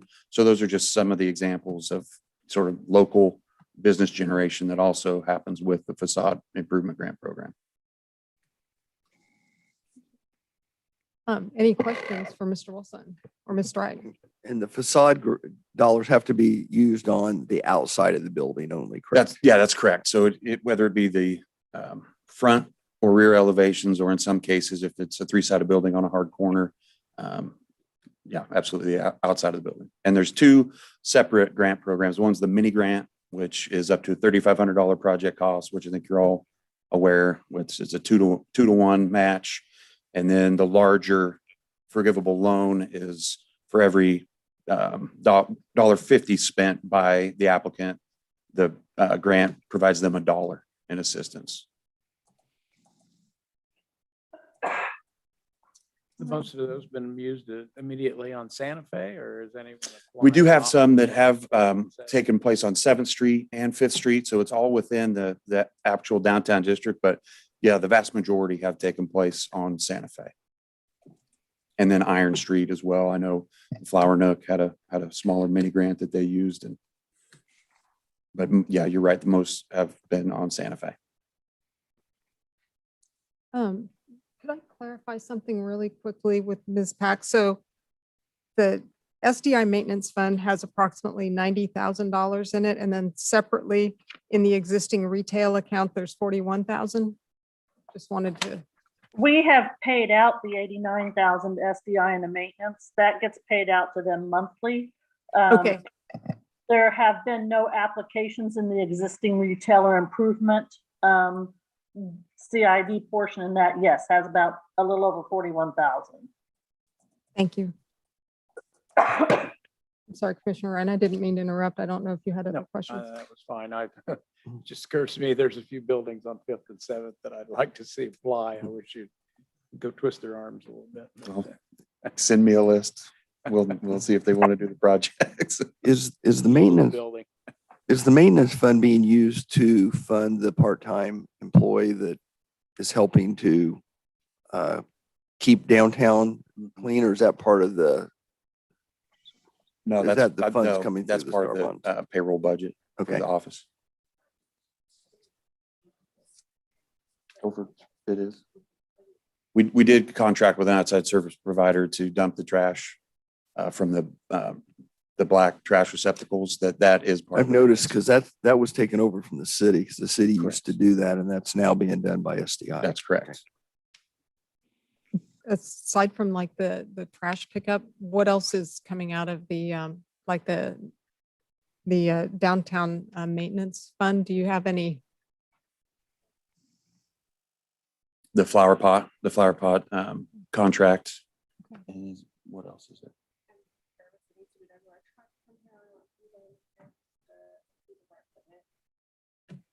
Okay, so maintenance of materials and stuff like that. Okay. Correct. Okay.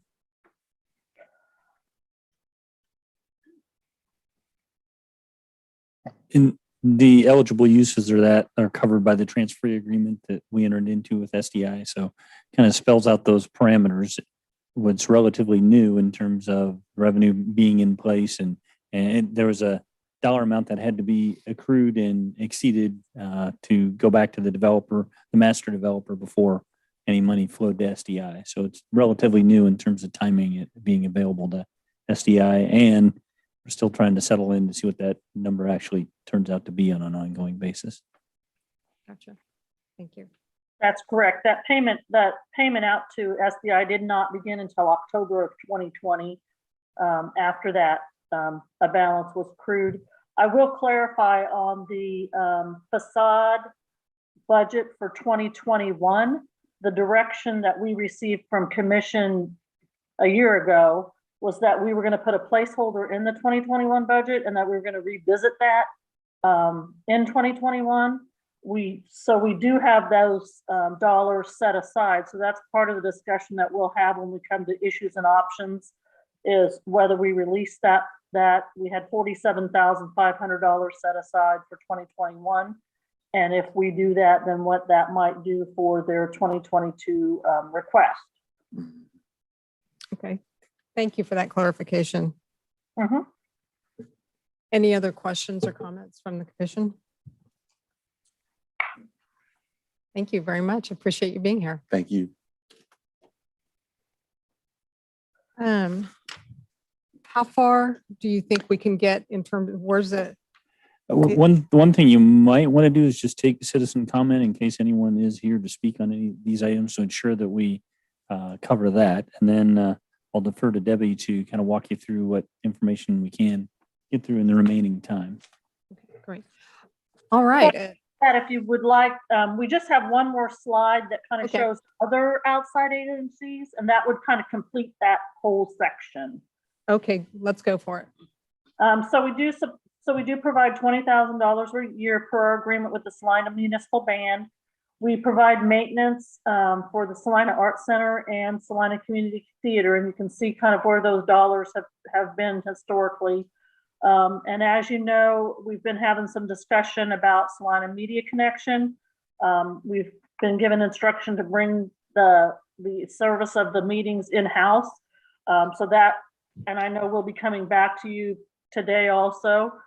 So that's just another outside entity that we are providing funding for. So that, I just want to put that in the conversation, and then we can go to the public comment and then probably pick up the rest of this next week. I think the information provided to you gives you enough detail to go into what we would be talking about next week, unless you have specific questions on it. Okay, thank you very much, Ms. Pack. Do we have any members of the public that would like to speak in regards to the agencies that we've discussed today? And just to refresh your memory on what those are, we've talked about funding requests from OCCK, Visit Celina, the Salina Community Economic Development Organization, and Salina Downtown Inc., as well as the last slide that that we displayed up there, the municipal band and the Salina Community Theater and the Salina Arts Center. So if we have anybody that wants to speak to the funding of the outside agencies, this is your time to come up and let us know how you feel. No takers and no takers online? All right, well then we'll return to this. Do you want to try to get into any of the capital improvement plans? And then Or Last we have to cover next week. So Debbie, you might go ahead and cover what you can. Yeah, I think we can probably get through I won't go through everything that's on here. The capital improvement requests are pretty minimal for this year. We've talked about the Salina or the relocation of Fire Station 4.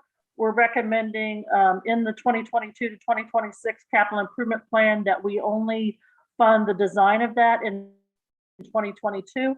And that goes back to the whole timing issue of how those projects are designed and then built and then funded, so that pushes that funding off from a permanent basis down a couple of years and kind of ties better with our debt financing schedule that we're trying to get through.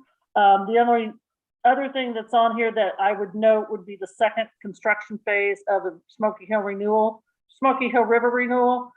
We know that's not on time because we haven't started construction for the 2021 section. So we just have that in here just because that's kind of the timeline that we had in previous plans. The rest of these are all annual allocations that we've done for hike, bike trail, parks, and streets.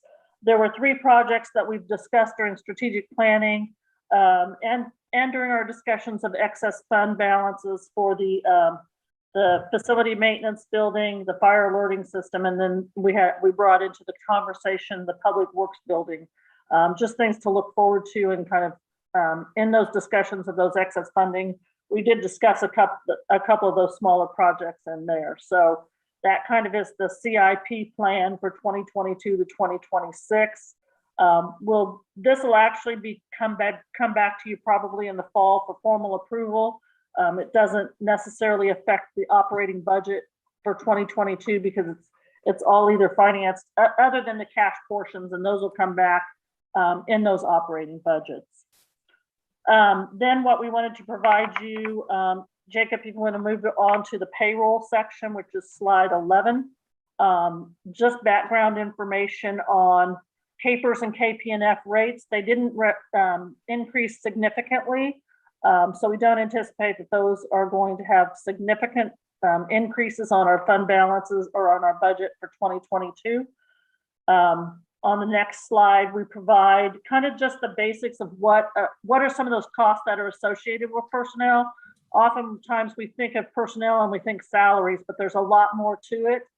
Every time you raise a salary, you raise an overtime rate, you might raise shift differentials or anything like that. So that's information we just wanted to provide so that you can see how, when we have these conversations about salary increases, kind of what gets offset and what other things we have to take into consideration when we calculate those figures. The next slide is actually the staffing table. The table on the right or left is what was authorized in 2021. And you can see we had total staffing of 491 employees. That included mostly full-time, but some classified and regular part-time.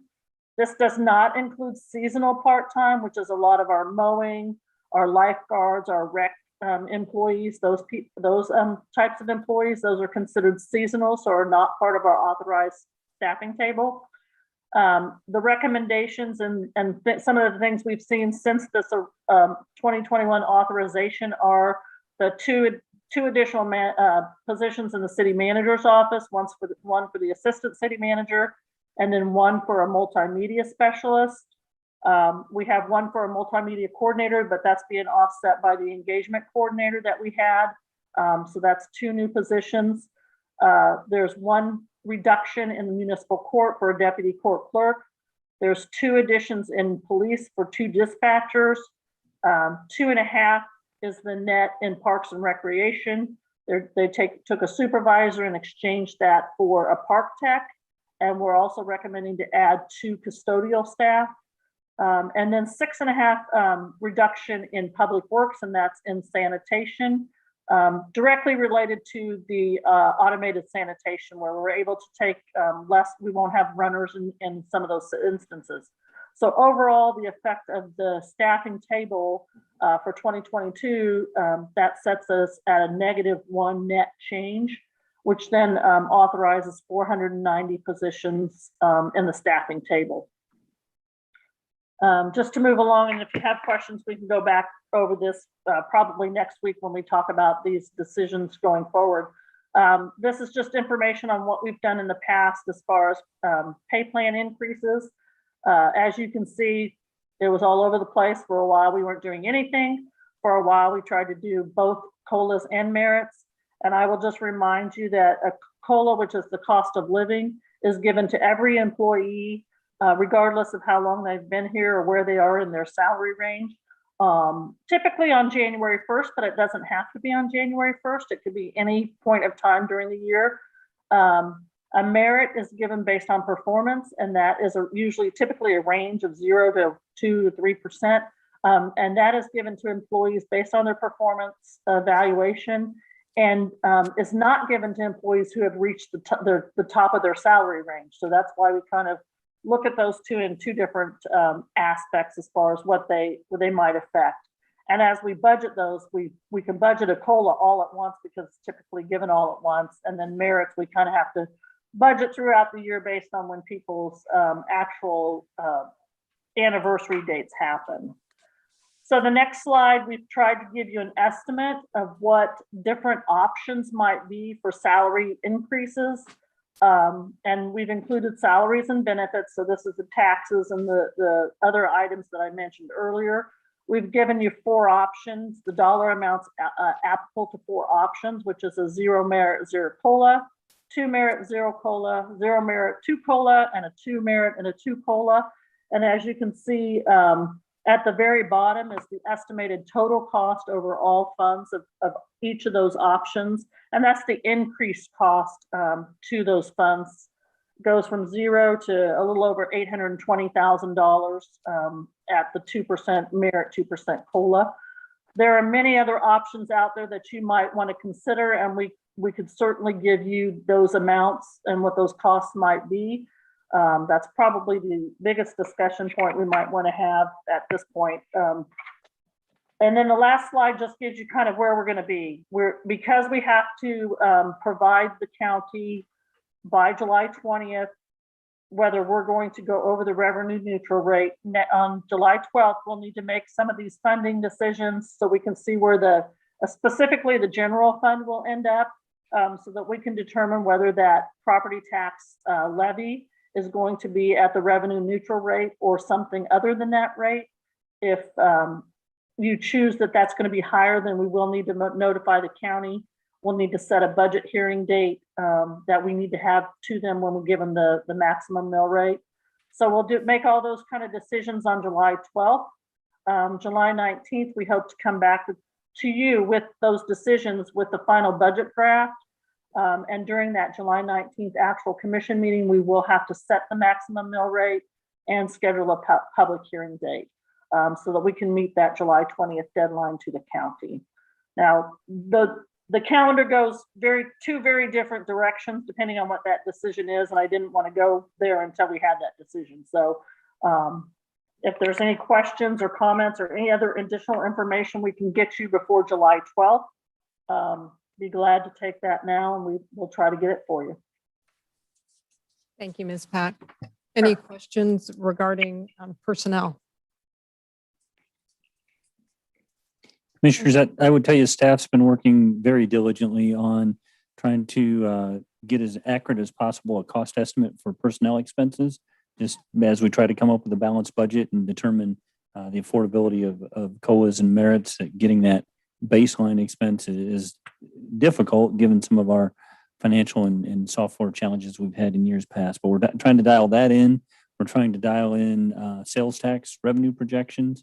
And we've talked before about these are pretty uncertain times and lots of differing variables contributing to that projection. But and then also looking at cost savings in terms of reductions of expenditures and reducing expenditure requests. So I don't want to.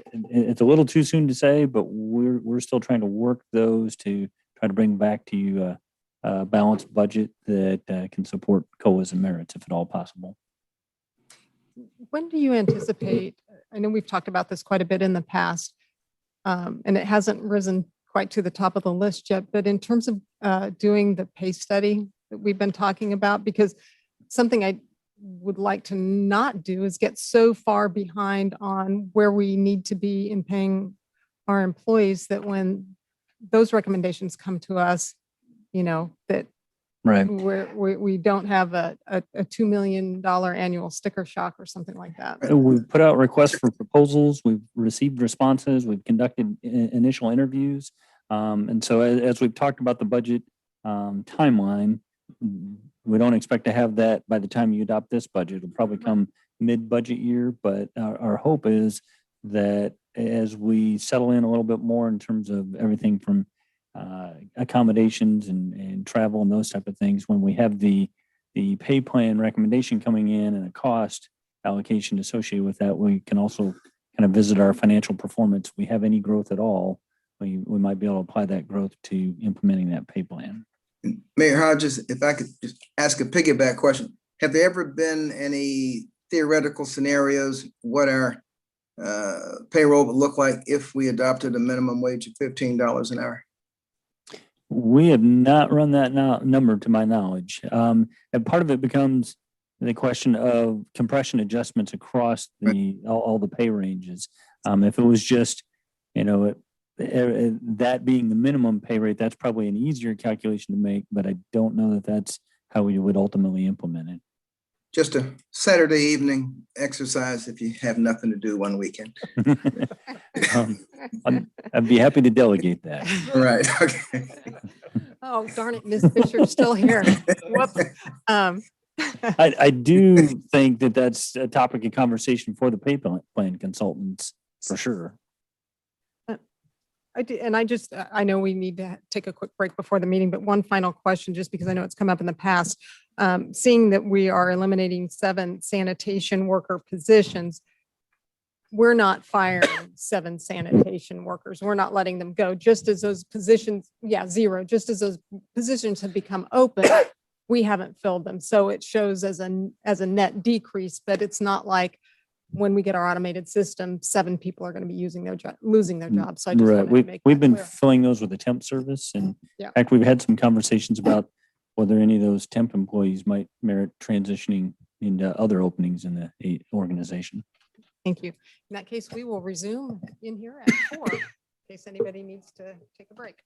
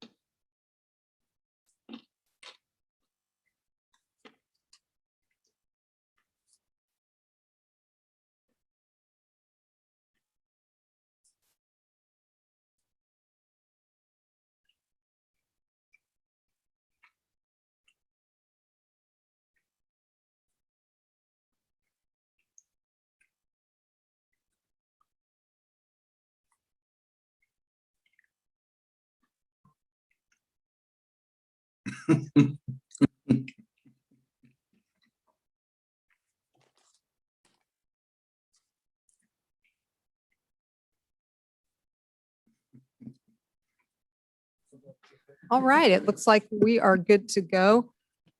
I will call to order the June 28th, 2021 Salina City Commission meeting. And first confirm with staff that the Kansas Open Meeting Act required notice has been given. Yes. Thank you very much. With that, we'll proceed to roll call. Mayor Hodges. Here. Commissioner Davis, Here. Commissioner Hoppick, Here. Commissioner Peck, Here. Commissioner Ryan. Here. Would all who are able, please rise and join us in the Pledge of Allegiance in a moment of silence. Pledge allegiance to the flag of the United States of America and to the republic that stands one nation.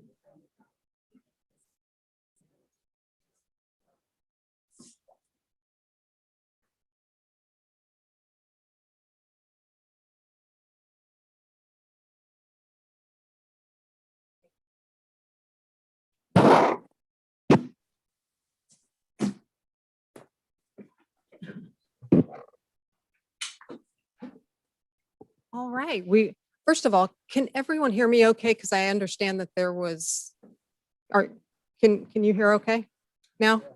All right. Okay. Okay. So anyway, yeah, there's a troublemaker that evidently can't hear very well, but as long as everybody else can, we'll keep going with this. Awards and proclamations. Item 3.1, recognition of the month of June 2021 as Elder Abuse Awareness Month in the city of Celina. Brandy Bohm, DVAC, will read the proclamation.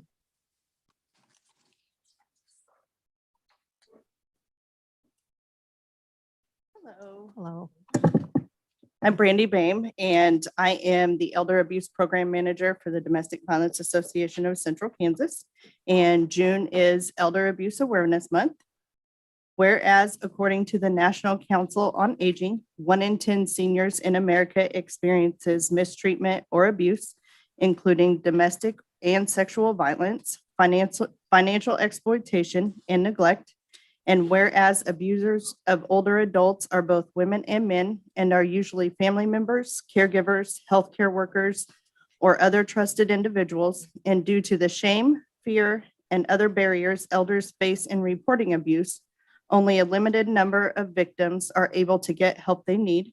And whereas elders throughout the United States lose an estimated $2.6 billion or more annually due to elder financial abuse and exploitation, such as the illegal taking, misuse, or concealment of funds, property, or assets of a senior for another's benefit. And whereas too often elder abuse threatens the livelihood of older individuals, erodes their extraordinary potential, and increases their risk of death by 300% compared to seniors who have not been mistreated.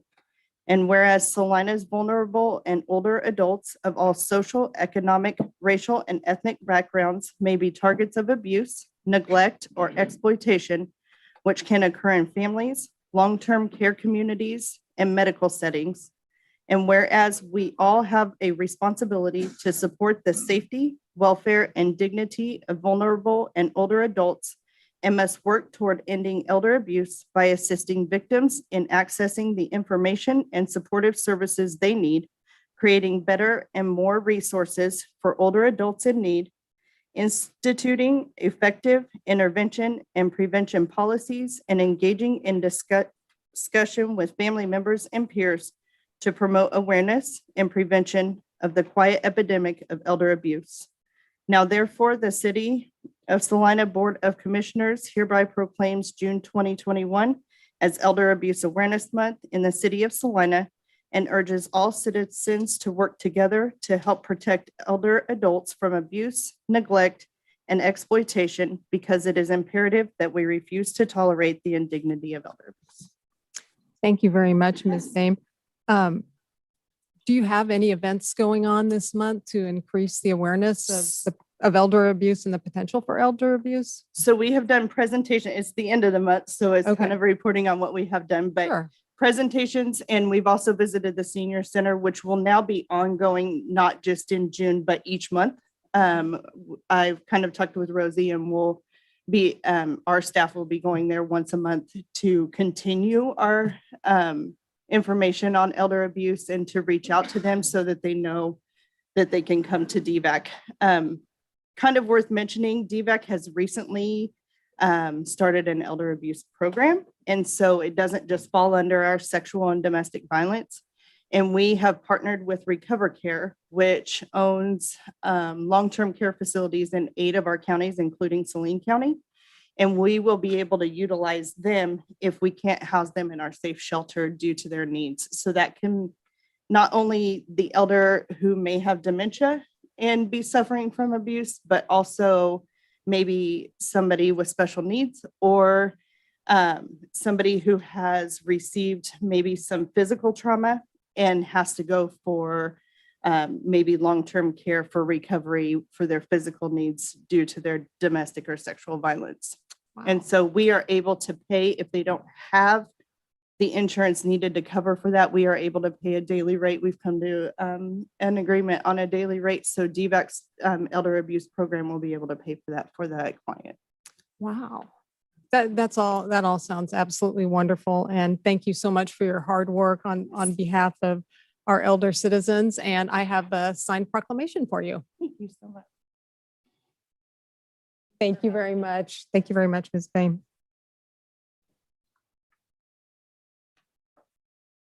That will bring us to Citizens Forum. Citizens Forum is an opportunity for any member of the public to speak on an item that doesn't appear on today's agenda. I would request that you keep your remarks to 3 minutes and identify yourself by first and last name and let us know where you're from. Norman Mantle, Salina, Kansas.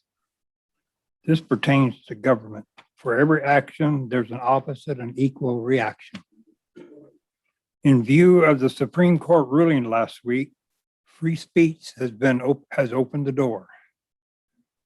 If our elected officials, government officials, were held accountable for their actions, they are abusing their power, then maybe we can move forward. But until we start holding our elected officials, government officials accountable for their actions, we can't move anywhere. We're at a stalemate. So I will hope the government will start enforcing the law and hold our elected officials accountable. When 5 people make decisions, that is not a majority. We're in violation of our voting laws. The Constitution gives everyone the right to vote. So whenever an item or an issue comes up for vote, the people should have this issue brought in front of them so they may vote on it. Thank you very much, Mr. Mantle. Good afternoon. My name is Susan LaRue. I was born and raised in Celina. I have an issue with the water bills in Indian Rock Park. We have nobody that uses that park anymore because they've quit mowing it. I live across the road and I can't even go out and enjoy my own yard because of the weeds they're as tall as I am and the bugs. But I did talk to the girl at the Parks Department. She'd check it. She said she'd check into it. That's all she told me. And on the water bill, I'm on Social Security. So my water bill is due on the 8th of next month. But because of my Social Security check, I don't get that till the 14th. So I'm constantly paying that late fee. And I live on a fixed income and it makes it a little hard when you have to pay a late fee to all these different places. So I was wanting to know, Evergy did send me this form where they go by when you get your Social Security check. So I actually don't have to pay my bill there until the 21st, but they're the only ones I have met that I've talked to that is willing to work with me.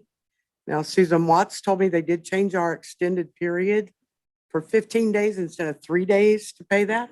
So actually my bill is in July isn't due till 14th and that's the late date.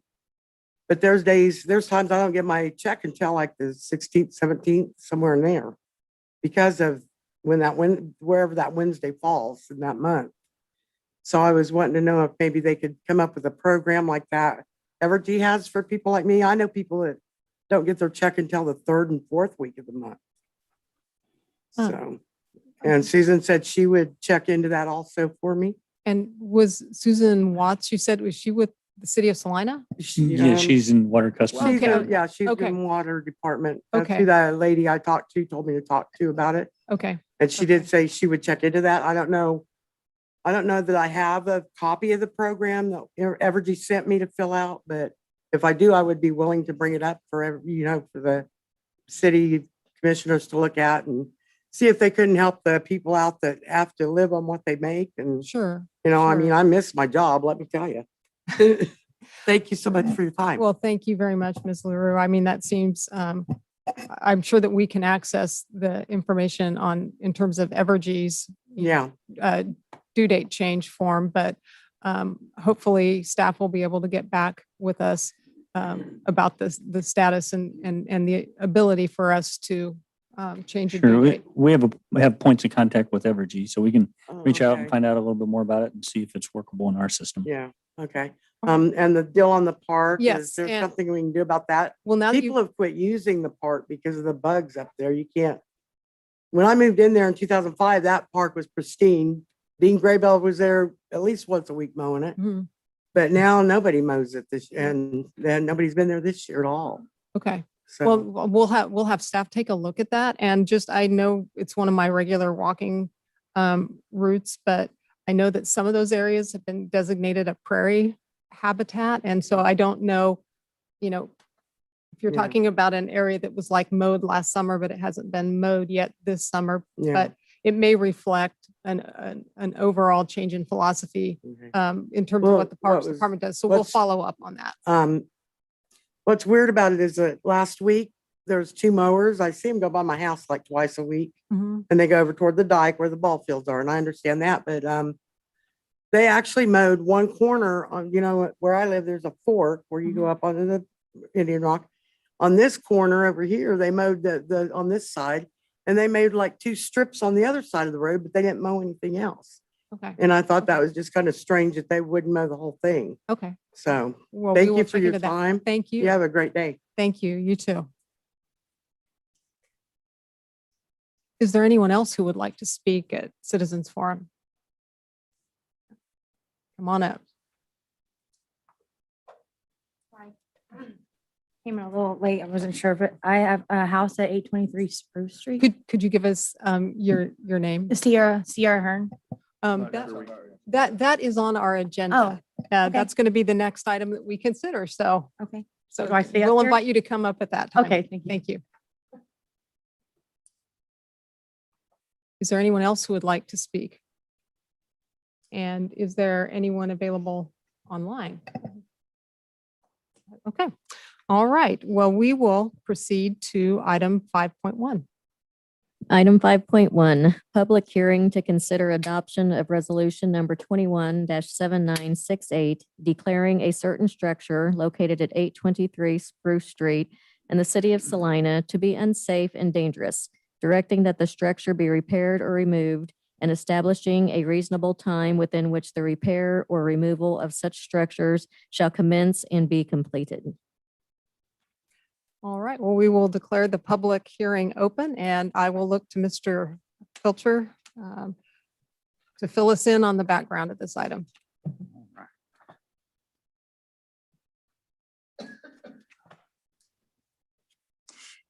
Thank you, Jacob. Sean Pilcher, building official with the city of Celina. This is my building official's request for condemnation for 823 Spruce Street. My stuff's gonna fall off here or something. All right. Required process given to us by KSA 12-1750 provides the authority for cities to repair or remove dangerous structures by complying with the following statutory procedures. Summarized as follows, this pass a resolution to conduct a public hearing. City Commission did that on May 10th of 2021 with resolution 217950 and set the date for today, June 28th. We were required to publish the resolutions 2 times, at least 30 days prior to the hearing. did that on May 16th and 23rd of 2021. Copy of the resolution must be mailed to the interested parties. The mailings were completed on May 20th, 21. A lot of these things I'll cover again. You'll get more explicit dates on the results of those mailings, things like that. Conduct the public hearing, which is what we're doing today. That's where the commission will hear evidence from the building official as well as property owner and other interested parties as to whether the structure is unsafe or dangerous. At the conclusion of the hearing, City Commission shall determine if the structure is unsafe or dangerous. If it's dangerous, the resolution must be passed by the City Commission. And that was attached in your packet. The resolution shall establish a reasonable time for the property owner to commence and complete repairs or demolition to the structure, and state that the property owner, if they fail to commence or complete within the times set by the commission, the city will cause the structure to be repaired or demolished. The resolution after that will be published in the city's official newspaper and mailed to the owners and identified parties of interest. The cost to the city. The city is to perform, if the city is to perform the demolition, there's a state law that provides a process for that. The city may sell or salvage anything from the property if they see anything that's going to help go against the incurred costs. Any costs beyond that are billed to the property owner and payable within 30 days. If the owner fails to make payment, the cost will be placed on a special assessment against the land on which the structure is located. To date, costs incurred to the city have been securing the property, which has been a total of $1,952. We had to do it 3 times, once for the initial boarding up of the structure, and then 2 more times because vagrants have broken into it. So we had to go back and fix that boarding up. And also research, site inspection, fee for the title report, which is $250. Documentation preparation, legal counsel, certified mailings. To ensure procedural fairness, the building official's evidence is not enclosed with the staff's report or packet to the commission prior to the meeting when they mail it out on Thursday before. It was given to you today. The building official's evidence will be presented to the city commission for the first time during the public hearings. Okay. Moving on to the recommendation. This first page is just information about the property. 823 Spruce Street, there's your legal description. Building description, single family dwelling.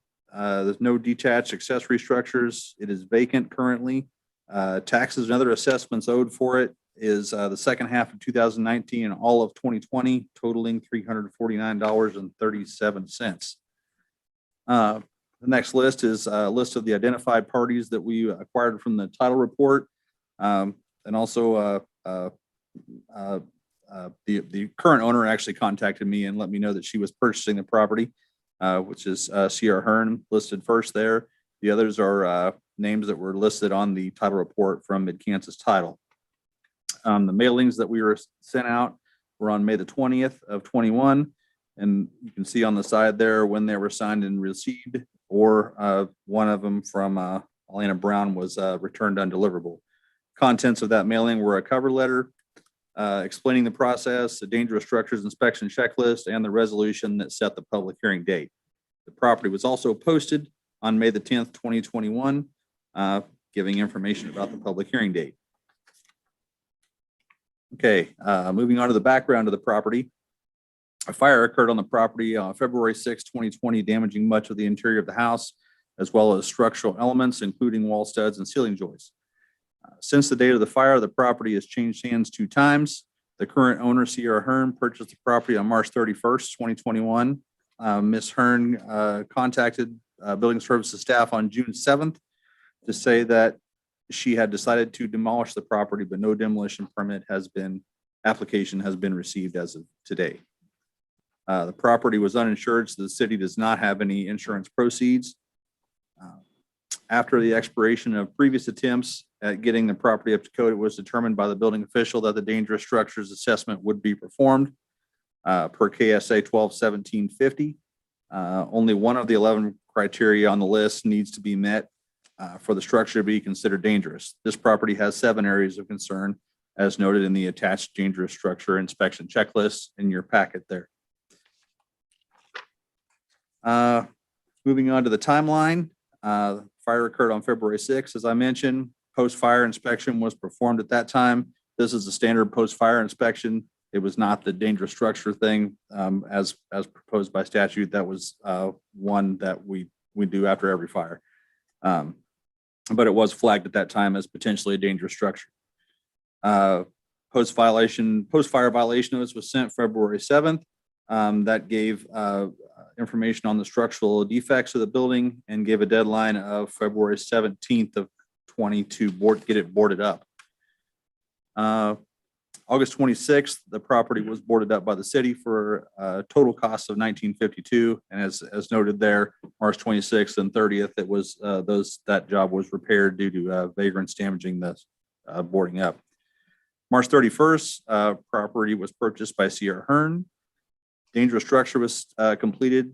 Assessment was completed on April 1st. And we'll see the numbered items below as we get through this a little bit. A notice to order and abate a dangerous structure was sent on April 2nd, and the deadline to apply for a demo or repair permit expired on April 12th of 2021. Request for public hearing, we did that on May 10th, 2021. Commission set the public hearing date for today with resolution 217950. A drive-by curb inspection was completed today. There hasn't been any changes to the property other than a little bit more debris outside, and I think the roll-off dumpster is gone now. That was moved in for a period of time, but now it's gone. Moving forward, there's I think these photos at first are right after the fire. This is before it got boarded up by the city, but as you can see, there's pretty extensive damage to the outside. This photo here is of the west side. You see fire was rolling out the walls, windows there, burning up the side of the house. This is of the east side. You can see there are 3 meters there. There were 2 apartments added to this structure that were also without a permit, but there was 3 meters there. That shows that. The next few photos are interior photos. This is where the kitchen used to be. You can see a lot of pretty much everything is gutted out of there. This is looking up inside the kitchen. See a lot of structural damage from the fire to floor, walls, ceilings. Can't remember, this might be another photo of the kitchen area here, but it's just kind of more examples of the damage that has been done to the inside of the property. Next photo there is looking up, ceilings missing, holes in the roof. You can see outside. As you can tell, the damage is pretty extensive on the inside of this property. Listed repairs coming from the dangerous structures checklist. Property is smoke and fire damage to the point where 100% of the interior floor area is uninhabitable. There are structural fire damage to the wall studs and floor and ceiling joists that needs to be repaired. Number 3, plumbing, electrical, mechanical systems are completely destroyed and need to be replaced. Number 4, electric, gas, and meters have been pulled and cannot be restored until the damage is either repaired or removed. And number 5, all the windows and doors to the property have been boarded up to prevent entrance to the structure and will need to be repaired prior to proving occupancy. In conclusion, the building official has determined that the structure is unsafe and dangerous. The building official therefore requests that the governing body, number 1, make findings by resolution that the structure is unsafe and dangerous. Number 2, that the structure be repaired or removed. And 3, fix a reasonable time within which repair or removal of the structure will be completed in pursuant to KSA 1750. And then I guess that last one is a little bit redundant, but staff recommends removal happen on or before August 27th, 2021. That is 2 months, and references option 1 on the blue sheet. Thank you very much, Mr. Pilcher. Any questions for staff? Thank you. Appreciate it. Any comments from the public?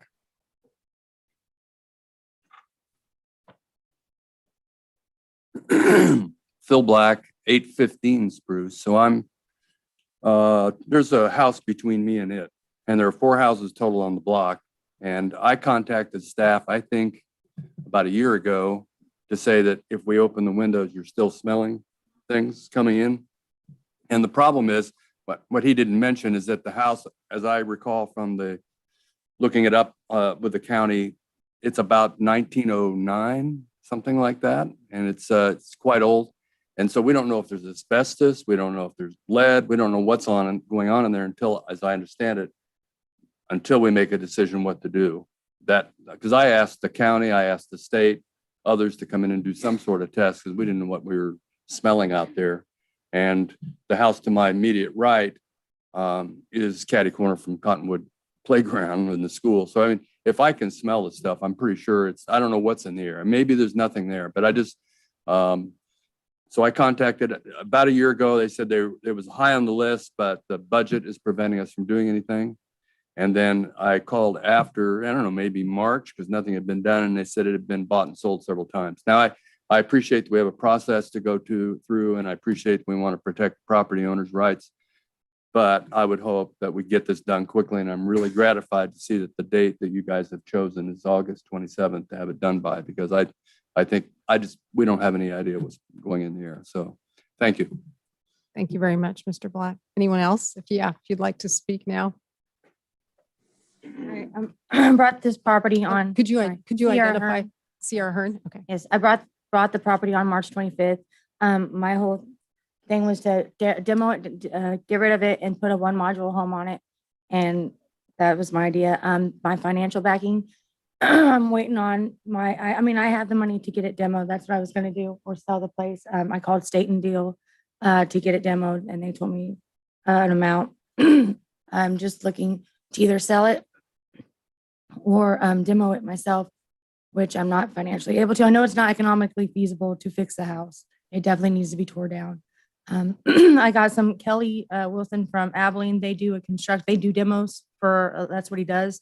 They're thinking about buying it, demoing it, and putting a module home or a double mod on it. I know the property is 158 feet. I didn't know how much the property, I need to get a hold of a realtor to see how much the property is worth, whether it's gonna make money for me to tear it down, or if I'm over my head and I need to sell it. I do have it listed already on buy, sell, and trade, and I've already had a couple people look at it that are really serious about it. People are just waiting for the loan. So hopefully that's my plan. All right. Okay. Thank you very much. Appreciate you coming today. Thank you. Anyone else from the public who would like to comment on this issue? And I'm not, unless there's someone online, and I don't see anyone with their virtual hand raised, we'll bring it back to the commission for further discussion or action. I have a question, I guess, for Mr. Pilcher. If the property was to be, if we were to pass the resolution fixing the time of 60 days, will there be something recorded if that property sold that the new buyer would know that it still needs to be demoed by that August 27th date? Yes, any resolution that you pass would go with the property. It's not to the property owner currently. So anybody who buys it, this will be filed to the deed as well. Okay. And would it be filed immediately after the passing of the resolution? Yeah, I'll get that up there tomorrow. Okay.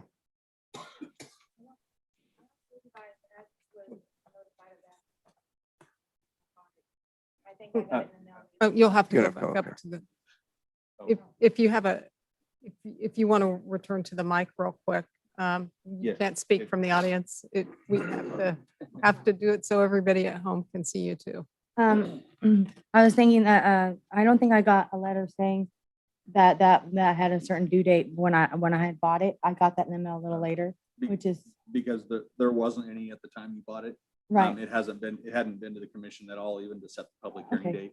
So But that's why it wasn't. Okay. Well, I think I can get it sold by August, but Okay, or whatever the due date was.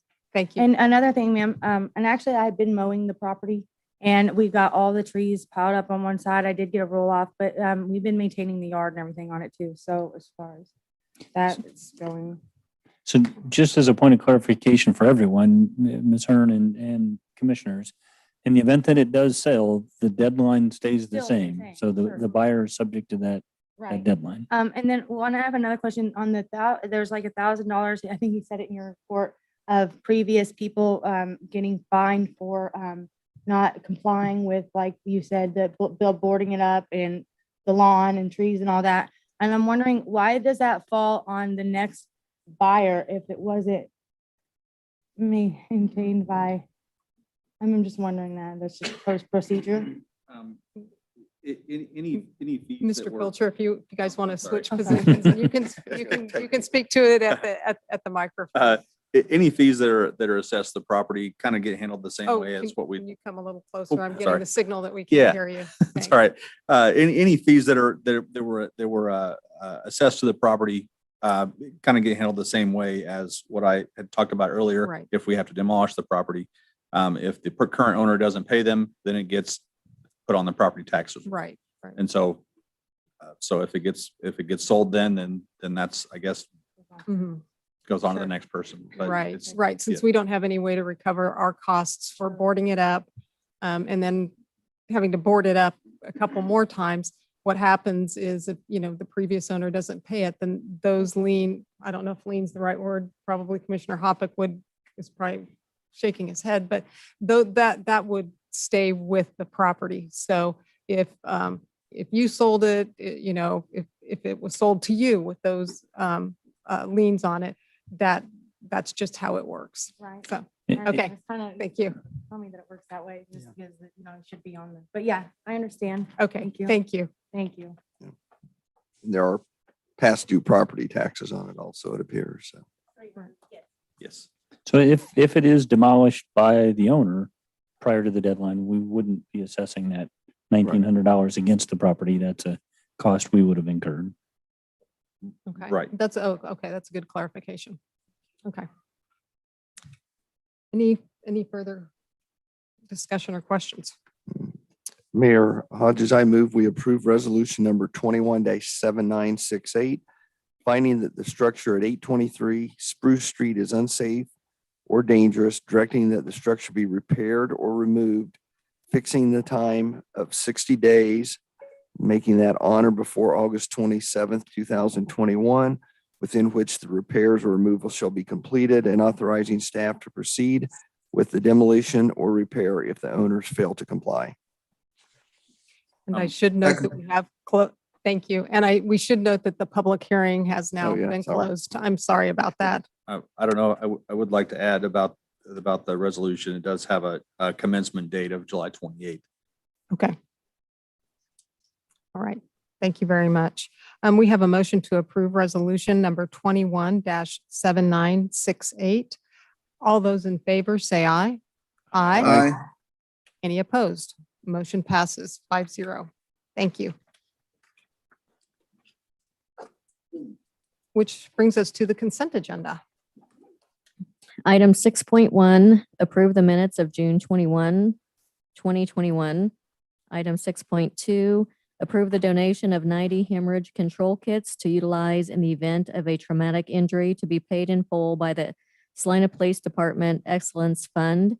Item 6.3, award the bid for project number 21011, city parking lot repairs to Davis Concrete Construction in the amount of $31,295.81 with a 5% construction contingency for a total project authorization not to exceed $32,860.60, and authorize the city manager to execute a contract with Davis Concrete Construction upon fulfillment of all prerequisites under the bid documents.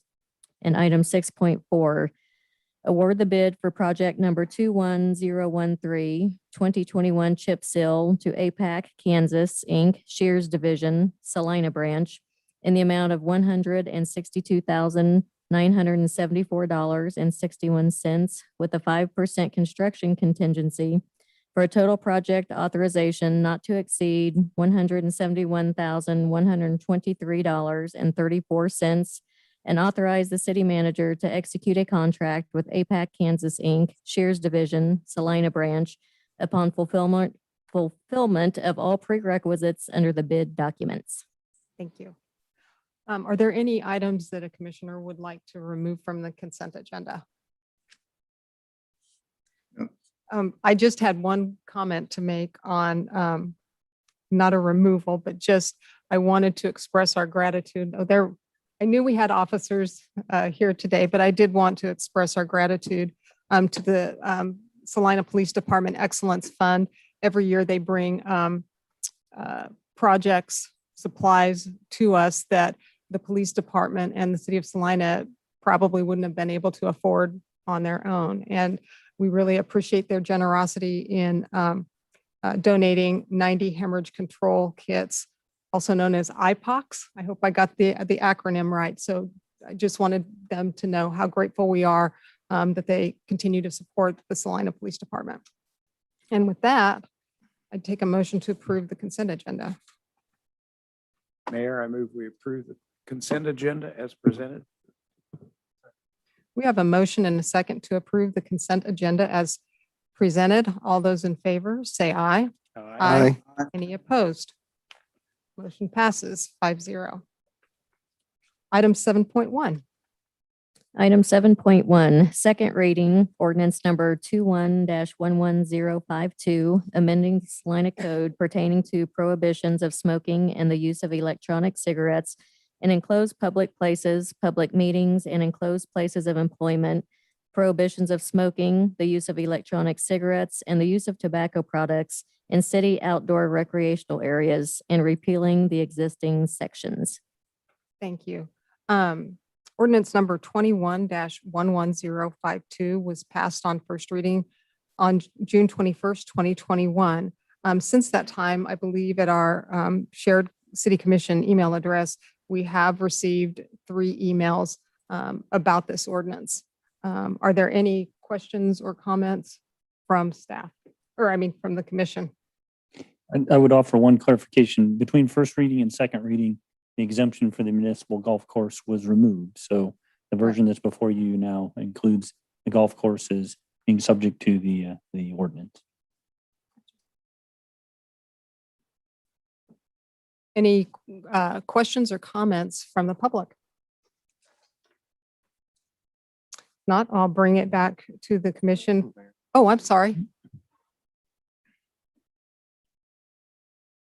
I'll be closer to the middle so you can see me.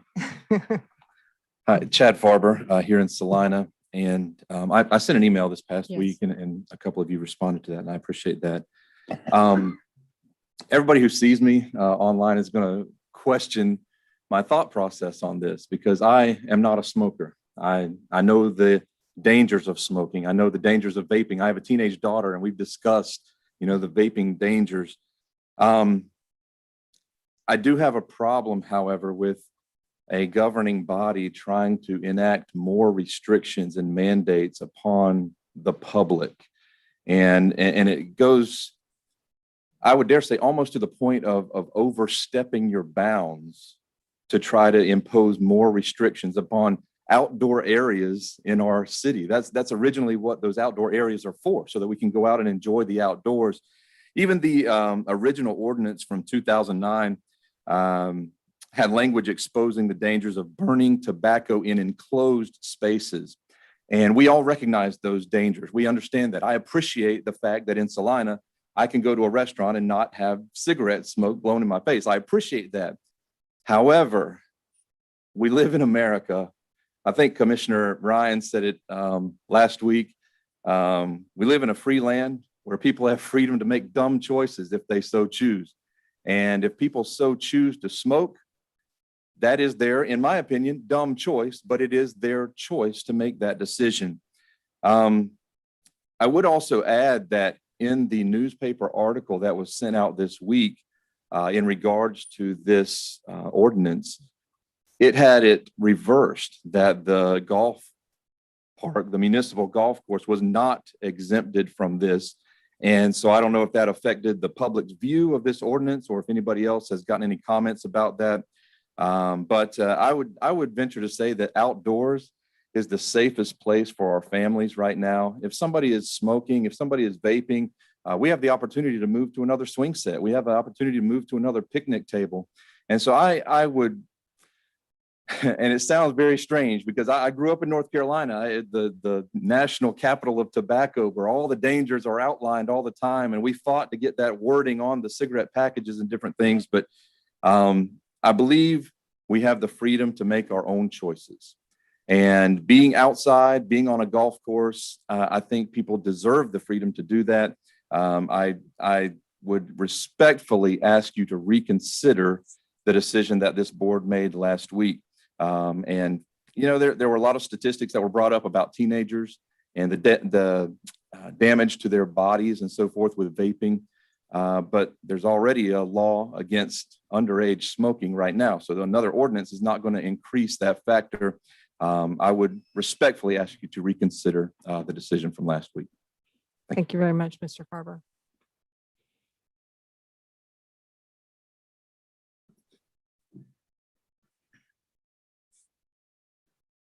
Lauren Manslana, there's an old saying, one for all and all for one.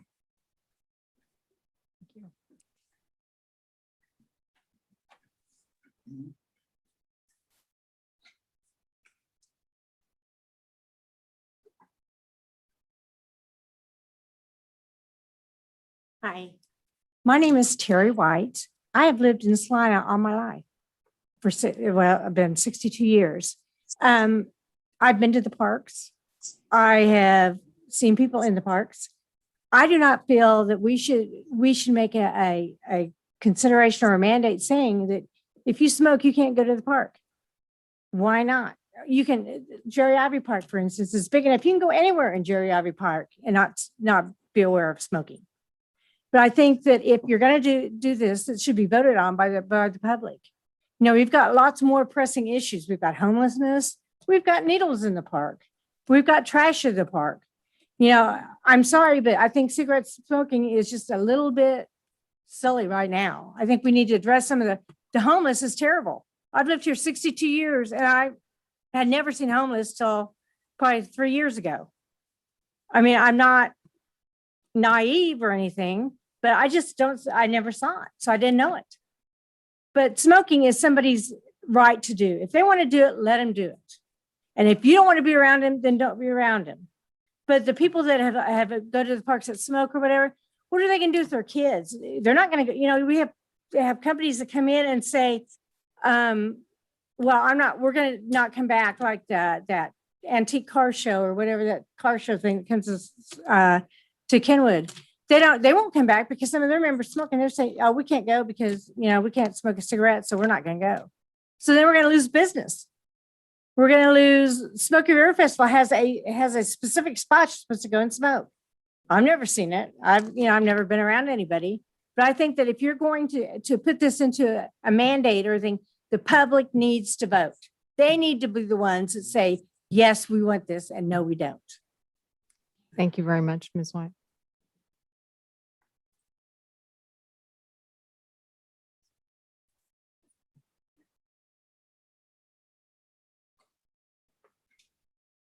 Joan Ratzlaff, Salina. I just want to comment that I really liked what they did at the River Festival a couple years ago, I think it was, where they had designated smoking areas when you've got large crowds of people. So you don't have to have someone, you know, smoking right next to you. I like that approach. Thank you.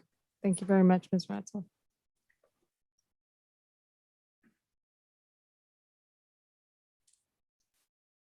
Is there anyone else who would like to comment here today?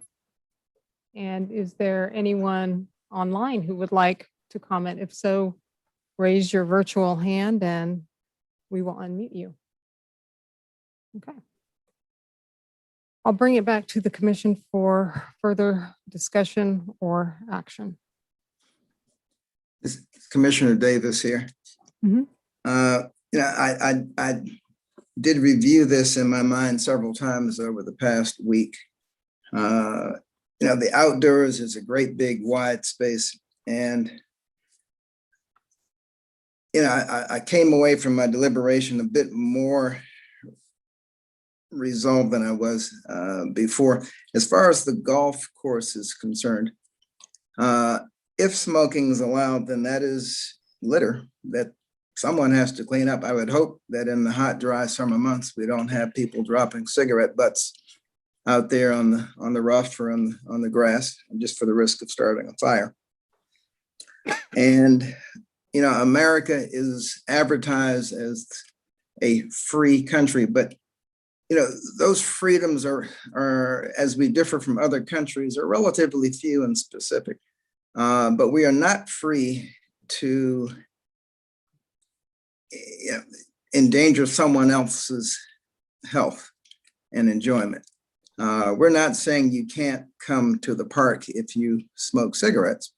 We're saying if you're in the park and you want to smoke a cigarette, well, then you need to do it within your vehicle. We don't allow smoking in football stadiums. And guess what? People still come to football games. There are several areas where the societal norm has been that you don't smoke. What we thought was true about cigarettes 100 years ago, we found really wasn't. And it's strange, if you listen to the old, there's an old radio program on XM radio, it's the old radio classics. There are actually several references to the known dangers of cigarette smoking back in the 30s, 40s, and 50s. But it just kind of got lost. We finally wised up and realized, maybe this isn't as good a habit as we thought it was. For the same reason, we don't have open alcohol in a lot of parks. One, because of reckless behavior. Two, because it sets a bad precedent for kids. This is another societal norm that I think it's time for this country, and I want to talk about our community, for our community to start grappling with. We're really, and I realize outdoors is a wide area, but from I think the health and the environmental maintenance perspective, we will reach those who are reachable. Speeding signs say you can't go over a certain speed limit. Do we keep everybody from going over that speed limit? No. And we're not trying with any law, I don't think, expecting to get 100% compliance. It's nice when we can. But if it becomes a societal norm, you slowly get close to that number. And I don't really see a problem with having a uniform policy on our parks. Now, if we decide to have a designated area for the parks, that can be set up, and that's something staff can, I think, come back and recommend. But the time that people spend in a park during the day is typically no longer than they spend at other activities now, in which it is the accepted norm that smoking won't occur. I'll yield. Thank you very much, Commissioner Davis. Any other comments or questions from the commission? And I know Commissioner Peck, I think, was on when the original smoking ban was passed, and I agreed with that it was proven that secondhand smoke in enclosed areas, I believe enclosed areas was the word used, was hazardous to health. When I look at our parks or the golf course, I see acres and acres of room. I happened to be at Jerry Ivy Park this weekend, and I did see two people smoking. One of them was a lady walking her dog at the far south end away from anybody, where there was no risk to anyone. My concern is, if a problem's brought to us, we fix it. I have not had anyone come to us as smoking in the parks as being a problem. We had a group brought us an idea, and so we took it up. Commissioner Davis talked about litter. Well, I go to the park and I see probably more soda cans and candy wrappers than I do cigarette butts, and I'm not going to outlaw candy bars and soda cans at the park. So I still believe that it's a little bit of an overreach on our part. So it's just my comment. Thank you. Anyone else? All right. I'll look to my fellow commissioners to make a motion one way or the other. Mayor Hodges, I move approval of ordinance number 21-11052 on second reading. Do we have a second? Second. We have a motion and a second to approve ordinance number 21-11052 on second reading. Could we have a roll call, please? Commissioner Davis, Aye. Commissioner Hoppick, Nay. Commissioner Peck, Commissioner Ryan, Nay. Mayor Hodges. Aye. That motion passes 3-2. And I think that Commissioner Davis did make a good point. If, as we implement this, if it looks like there are going to need to be designated smoking areas in the park, I think that that's something that we can take up if this proves problematic, either from an enforcement or a park use standpoint. All right, that takes us to item 7.2. Item 7.2, Salina Media Connection Agreement Discussion. All right, Mr. Wood. Mayor Commissioners, Jacob Wood, Deputy City Manager. We've had a lot of discussions about Salina Media Connection and their agreement over the last couple of years. And on April 26th, the City Commission directed staff to bring the recording and casting of public meetings in-house. Those are all the meetings that are cast on Cox Cable Channel 20. On May 24th, the Commission approved a resolution amending our current pay plan to allow for the hiring of that new employee to perform these duties. We have advertised for that, and we're actually going to start interviewing for that position here in the next week. At that same commission meeting, a commission directed staff to solicit a proposal from SMC to do the things that are outside of recording and casting public meetings. So the things that happen on Channel 21 and also running the media center and all those sorts of things. As soon as we made that decision, staff reached out to Salina Media Connection to make sure that they understood that they were to make a proposal to the City Commission. On June 21st, we received a letter from SMC that was just basically requesting a meeting with city staff, and they requested that meeting to take place on June 24th, which was last Thursday. We met with them in the morning on the 24th, kind of talked about the way to move forward, and they provided a letter to us later that day, or a proposal to go in the commission packet at late in the day on the 24th. And so that letter is attached here with their proposal. The proposal has a funding request for the items on Channel 21 would be anywhere from either $243,000, which would be for what they've deemed as optimum operation. And you can see the breakdown in that proposal, what that includes, or an alternative for a reduced amount, which would be at $175,000 for reduced operation. And once again, it's outlined in that the document that's attached. I just want to kind of give you an update on where we're at. Based on the decision to move the in-house or to move the recording and casting of public meetings in-house, we have started that process. We're working with Cox to bring equipment from across the street. We've worked with Eagle Communications to kind of determine what equipment we might need in order to fulfill that role in here. And we've also started the hiring process for employees. One of the things that we haven't done is we haven't put an order for new equipment. So right now there's two sets of equipment sitting over at Memorial Hall. That one of the sets of equipment is attached to Channel 20 and one is attached to Channel 21. We can move the equipment that's attached to Channel 20 right now without any problem. But there's another set of equipment that feeds both channels. And so that set of equipment is about $50,000, and we haven't put that on order, kind of pending this decision on how we move forward with that with Salina Media Connection. If the City Commission decides they don't want to move forward with the Salina Media Connection, we can utilize that equipment, bring it across the street and use that to move forward. If the City Commission decides they do want to have some sort of an ongoing relationship with Salina Media Connection, obviously we'd have to order a new set of equipment. So that's something that we haven't done, but we're prepared to do that depending on the decision that the City Commission makes. I did want to kind of mention, we did receive a proposal from Celina Public Library over the last couple of weeks, talking about doing an audiovisual studio. One of the things that we've had a lot of public comment about is that there's a studio operation that Salina Media Connection runs across the street that's pretty important to the public. Salina Public Library has said that they are interested in having some sort of a studio. They would like to partner with the city if there was an opportunity to do that in the future.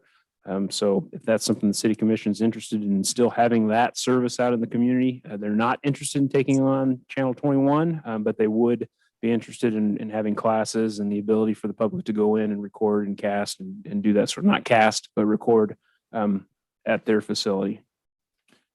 Let's see here. So the options that I've laid out for the city commission, let me go back just a second. So the letter that came from Salina Media Connection with the proposal also included an option to do a month-to-month, just to kind of keep the current operation going on a month-to-month basis until we're able to fully move all of the equipment and everything across the street, order new equipment, that sort of thing, to get the in-house recording and casting completed. They have offered that as an option, as well as just kind of redoing the contract altogether.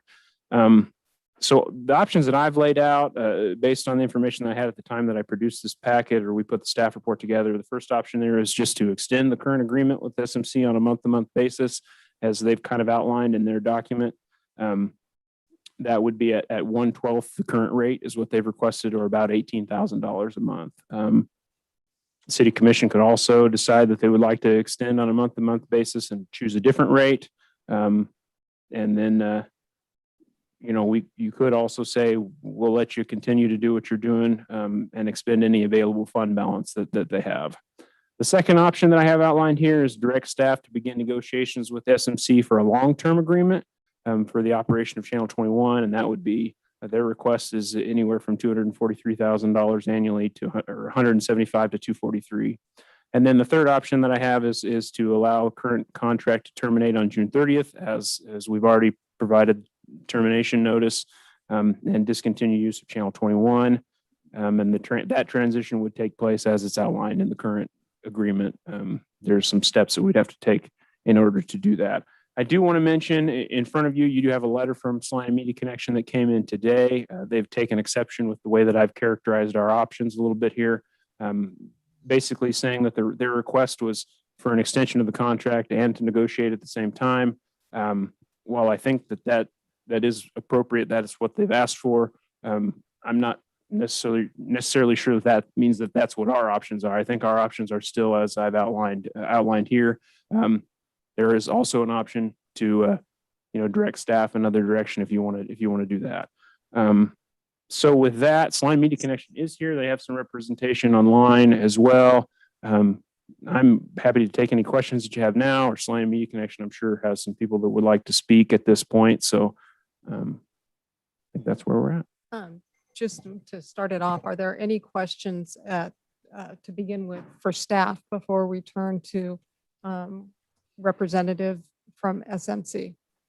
Could staff review me on our costs and the setting up what we're trying to accomplish? So the annual cost that we have figured to actually run in-house casting and recording, we expect that with staff and all the equipment, everything, to take between $100,000 and $120,000 a year for us to do that. Depending on decisions that the commission makes, there will be some upfront equipment costs. We expect that to be $40,000 to $50,000. If you don't make the decision, if you make a decision and you don't want to move forward with Salina Media Connection, it gets a lot cheaper. They'll still probably be $10,000 or $12,000. But there's a lot of equipment that's across the street that we could reutilize here. There is a cost to Cox Communication for moving equipment across the street. That's about $8,000. So it's not as high as actually I thought it would be going in. So the annual cost, I expect it to be between $100,000 and $120,000. Right now, we pay Salina Media Connection a certain percentage of our cable franchise, and that's generally been anywhere from $200,000 to $220,000 a year. So the cost, if we don't do anything with Salina Media Connection, I expect we'll save about $100,000, between $100,000 and $130,000 a year. We also have costs across the street for Memorial Hall. It costs us between $30,000 and $40,000 a year for maintenance, utilities, and all those things across the street. that answer your? Yes, thank you. Then possible revenue from the county for contributing towards. There'll be some backflow from the county at some point. We haven't come to an agreement on that at this point. Salina Media Connection has talked about a month to month to help us with our transition. How do we feel as far as come July? Is it July 1? July 1st. Yeah, July 1st. Got my months mixed up. July 1st, that we'll be able to broadcast our programs. So I have Eagle Communications are all set to take on that responsibility. It would still have to go from this facility across the street through the current equipment that's over there. So we would have to get in there, look at the setup, have Eagle come in and look at the setup. But I'm confident that between Eagle and our staff, we can figure out a way to make the casting continue to work without Salina Media Connections help. Okay. So we would have to get across the street and get over and look at some of those things. But I'm confident we can continue. So we are ready to assume that responsibility. Yes. Okay. Sorry, I didn't mean to jump in. No, that's. Any other questions for staff? Commissioner Davis? No, just so I'm understanding this, they're in the letter from the board of Salina Media. They know that they were going to present a draft new contract by July 7th. And I'm guessing they're month to month, if we weren't ready to produce our meetings ourselves, would give us time to get our meetings together. And during that month gives them a time to present a draft budget. If we take over the next meeting we would have to produce would be July 12th. So there'd be 2 weeks to get ready for it. But what would happen from the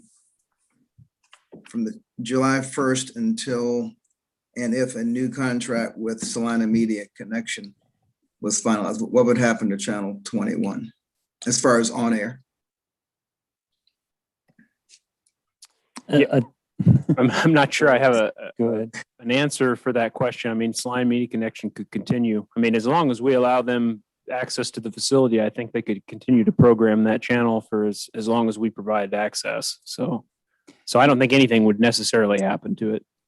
Yeah, right. And then sure, go ahead. I could add to that a little bit. I think just purely by the structure of the contract, it would terminate on July 1st. And so the initial answer would be there would no longer be an agreement in place for them to be able to utilize the facility and continue to program. Having said that, we could, permit that, but we wouldn't necessarily have a written agreement in place in that interim time period. All right. And one question for Salina Media and for our staff would be if there are enough specifics of the contract that would be known now for us to make a decision on funding today with details to be worked out later. And the other issue would be I'd like to see us delay our discussion of the library proposal. And if Salina Media Connection continues to broadcast from Channel 21, let Salina Media and the library work out the details of any collaborative effort. I wouldn't want, thought of financing for the library's program to interfere with our thoughts on the Salina Media proposal. Yes.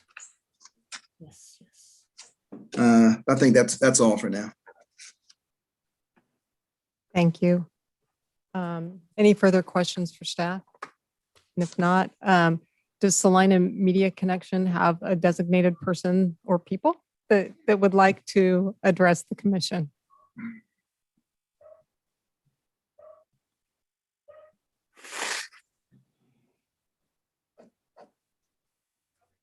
Right now you have two designated people because we'll cover two different things. Sure. And I'm going to sit down after I get through with mine, I think.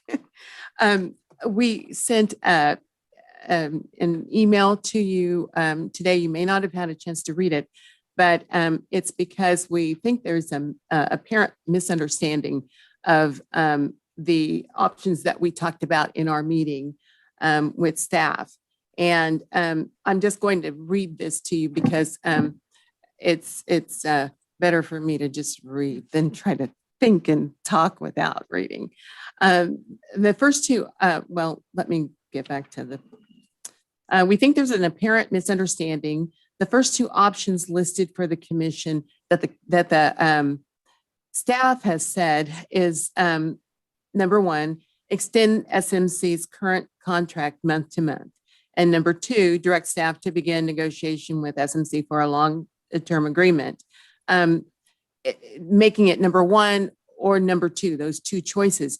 But our conversation was that was one suggestion, because we are absolutely willing to do the month to month as things get ready to be done by the city with your government taping.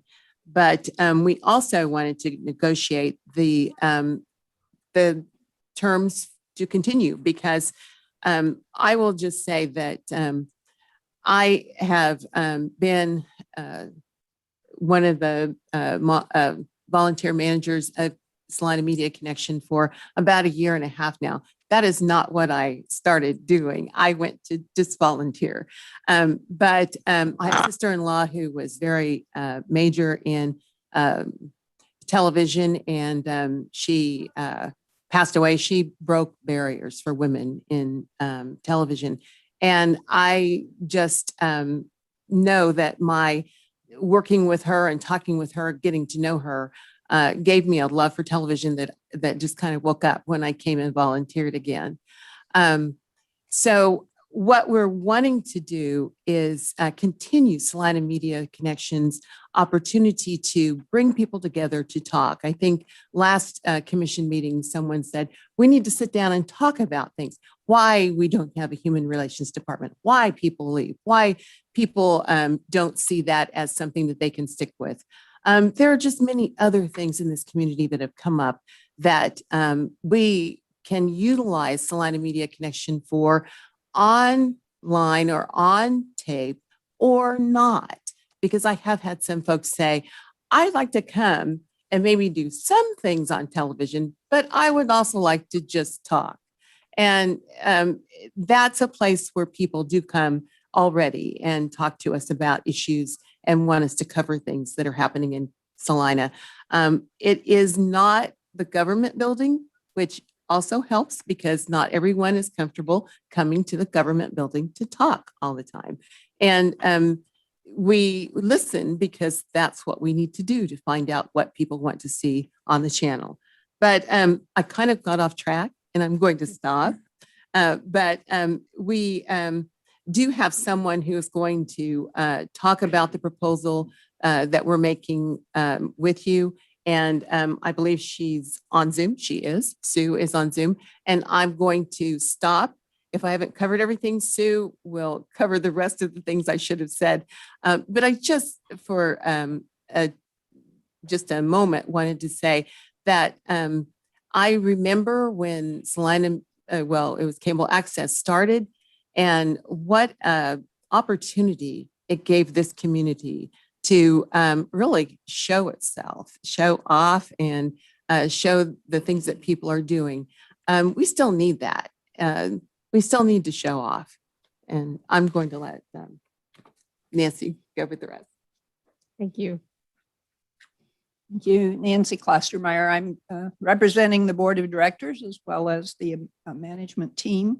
And I'd first like to just make one correction, clarification again, when it was stated that we asked for a certain amount annually. That was not an annual. It's in the communication, I believe that was for a transition year, and then we're projecting increasing amounts of obtaining outside funding. So it would not be an obligation for a large amount or a certain amount for in perpetuity. And also just wondering, the costs across the street, there are other entities that are in that building. So whether there's any way to break out the costs that are actually attributable to community access or Salina Media Connection versus the operation of the rest of the building is a question. Now to my original remarks, this process has involved many facets and moving parts. And to provide some additional insights, we have asked Sue Buskey to join us by Zoom. Sue has been a nationally recognized consultant for cable television and local cable programming since 1972. In fact, Sue served as the principal franchise consultant and negotiator working with the city personnel and community volunteers to establish community access television of Celina in 1991. So as been referenced, Sue is joining us by Zoom, and it looks like technology is working. So Sue. Thank you. Thank you. Thank you very much, Nancy. I was contacted about 30 days ago or so, maybe 35 days ago, by Greg Stevens to have a phone call. We were both on a webinar about the decisions associated with the Sixth Circuit Court decision, which affected PEG and FCC rules. And I think he reconnected at that point in time because I was one of the speakers on the webinar. We took a call, we chatted. I said, of course, I'll try to see what I can do. So that you all understand, my clients are typically about 70% local governments and 30 to 35% community media centers, such as Salina Media Connection. My approach to the work is to try, and this, particularly in a situation like this, but in general, when I'm working between a city and a community media center organization, to try to find a happy medium, to try to find a way where the needs of all parties involved, and that would be, in this case, the local government, it would be the organization, but also would be the residents and organizations in the community are met and fulfilled. So in looking at the communications from city staff, I took a look at the things that the decision in April, the May 14th termination letter, the other items about the transition the city had made, determined to transition from having the government channel being partnered under one roof, what we call PEG, under one roof, public education and government access under one roof, and to pull the government out from that and do it on its own. It's rare, but some cities do that of your size, and that is a decision that has been made or is under consideration. I don't want to say one way or the other. Okay, so my goal was, okay, if that's the decision, we want to separate the P from the community channel part, okay, then let's figure out a way to do it that's going to permit the government to accomplish what it desires to do, which is apparently to operate the channel, the government channel on its own, and to still permit there to be a channel for the community to use, for United Way agencies, for local businesses, for residents to, as was discussed, to have discussions, youth programming. I know that Salina Media Connection has it done. I went through and looked at some of the records, that sort of thing in the past. And let's figure out a way that we can maybe make that happen and create a win-win for everybody. So in looking at things and having discussions and looking at the time frame that the city has in order to really accomplish quite a bit to take it over completely, okay, we discussed and I suggested, why don't we have number one, a proposal with two pieces. Piece one is to allow the city ample time, based on the timeline that the Salina Media Connection staff were given, okay, to do that transition so the city can get certain things done by Cox, excuse me, so the city can get equipment acquired that they need to acquire, so the city can test things and make sure things are working correctly, so that when the switch is flicked and it goes over to the city doing everything, that it will be a perfect transition. There will be no glitches. And at the same time, allow a window of time where the parties can continue to work out, hopefully, their differences, whatever they may be. And I would say that this transition to having some kind of at least a one-year contract, it's not just about the money. It's also about the details in that contract.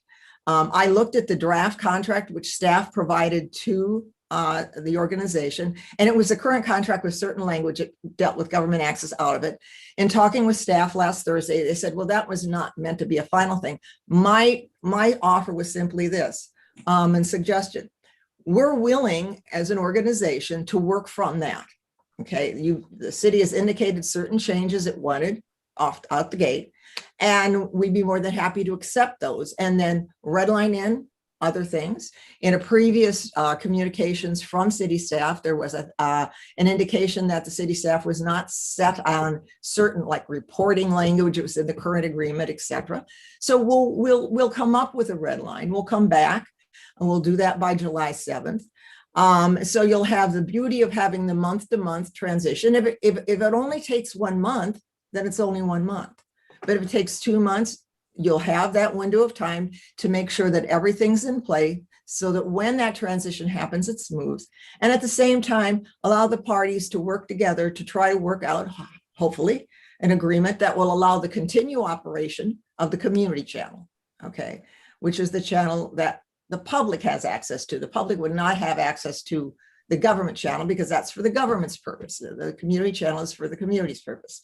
So the proposal that was laid out and the suggestion that I made to the organization that I would help everybody with, not just the organization, but the city, okay, is to work through a process whereby out the other end of it, everybody's desires hopefully are fulfilled. There continues to be a channel functioning with a reasonably adequate budget for government, for public, and for the community. The government accomplishes its, what I understand to be desired goals to take over that government channel. And at least for, and you've got a transition window, which is totally controlled by the city, okay, of month to month. And then a time to work out this other piece of an agreement that would be 1 year. And then we would see, and you would see once what happened at the end of that 1 year. So that's kind of the proposal that I believe the organization has before the council and commission. I would hope that it's deemed reasonable. And I see it as my job to hopefully try to help the parties come to an arrangement that will work for everyone. Thank you, Ms. Buskey. Am I saying that correctly? Thank you very much. Appreciate it. Just make another comment as kind of the closer of the SMC. Moving forward during a transition period, we reiterate our focused dedication to SMC's role as a documentarians of local community issues and actions, as well as activities and events through enhanced engagement of community members as program producers, participants, and supporters of Salina Media Connection. Thank you. Thank you, Ms. Klostermeyer, and thank you, Ms. Cox, as well for your remarks. Is there anyone here who would like to speak to this issue? Well, hang on. Do we have any questions for Salina Media Connection, specifically from the governing body? And if not, then I will open it up to questions or comments from the public. All right. I don't see that we have anybody online with their hand raised, so I will. I do. Oh, I'm sorry. I do, Mayor. Sorry. Sorry. I couldn't get to the virtual button. I only had my hand. So okay. Trying to be as handy as I can. I did have one comment as far as from another experience, and I do not wish to harp on this, but sitting in the commission chairs, I know that when public hearings like this are held, you have the packet in front of you. You have had it since Thursday. It is easy to look at that, and then, of course, that's the material that you have to make a decision on. There has been a perception of delay on the part of SMC. And I'm not here to hash that out one way or another. But I do want to address the fact that this late letter, which might make the commissioners feel that this is yet another example of that. I'm just speaking as one of the board members who looked at the packet once it had been released on Thursday. And I was surprised to find these options set out as number one, either extend the contract presently or to negotiate a whole new contract. So I hope that the commissioners will look at this and not, in my opinion, on the basis of what might be seem to be apparent, prejudge that. I think that commissioners, and again, I'm being, I hope, resonant with you being in your position. You have what the staff gives you. You need to make decisions. They are charged with giving you the information. And I don't think there's any ill intent on the part of the staff. I think probably it appears to me to be a mistranslation of intent. And I thought that we had a very good meeting. I thought it was worthwhile. I did want to say one other thing, and I think Nancy's mentioning us, our mission as documentarians fits perfectly. But if you look in the letter that was just sent, and I'm saying this because you've not had opportunity to, perhaps may not have had opportunity to read it in full, but the paragraph that reads about library intent. Library's intent is to provide equipment and training for individual skills for audiovisual presentation. SMC's continued mission is to be a local producer and provider of programming for the purpose of community information, education, deliberation, and entertainment. And I just want to say that, as I think the letter indicates, and as Commissioner Davis indicated, there is an opportunity perhaps for collaboration, and it may be that we can work out an arrangement which will be to the advantage of funding to the taxpayer, no matter how that goes. I don't think that we're trying to eliminate that. And as Commissioner Davis said, let's not be distracted by that. But I do hope that the commissioners will provide adequate time and thought. And it seems to me that the suggestion for a 1-month extension to see how things work out and see how it goes month by month gives the commissioners, the city, SMC, everyone involved a lot more flexibility in that regard. So those would be my comments, again, from a perspective of someone who has been in a similar role about making decisions for the city. Thank you. Thank you, Mr. Norland. Any other comments or questions from the public? All right, bring it back to the commission then for further discussion, action, remarks. It's Commissioner Davis. I guess, as I'm sitting here right now, I'd kind of like to combine options number 1 and number 2. To extend the current agreement on a month-to-month basis. A month from now would be looking at the Monday's July 26th. And that would give staff almost 3 weeks to negotiate a contract. If staff anticipates that they'll be busy enough with budget and other stuff, then we could kick it, a few more Mondays down the road. And I'll just ask for an opinion from staff on that. But that would, give an unpressured, I'm going to call it a cooling off period, like in labor negotiations, but it's a relaxed period to negotiate a new contract. If one can't be negotiated, all we've done is kick the can down the road 2 months. Nobody's going to go broke over that.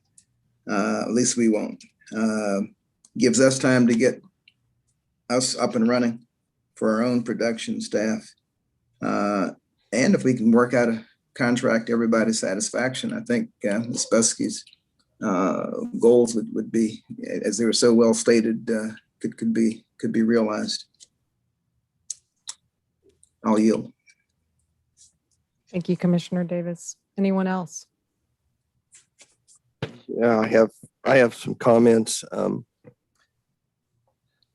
I guess watch more television I should, and I roll through channel 21 every time I get a chance to just kind of see what's going on, and I continue to hear about local programming, and I'd say 50% of the time when I turn channel 21 on, it's not local programming.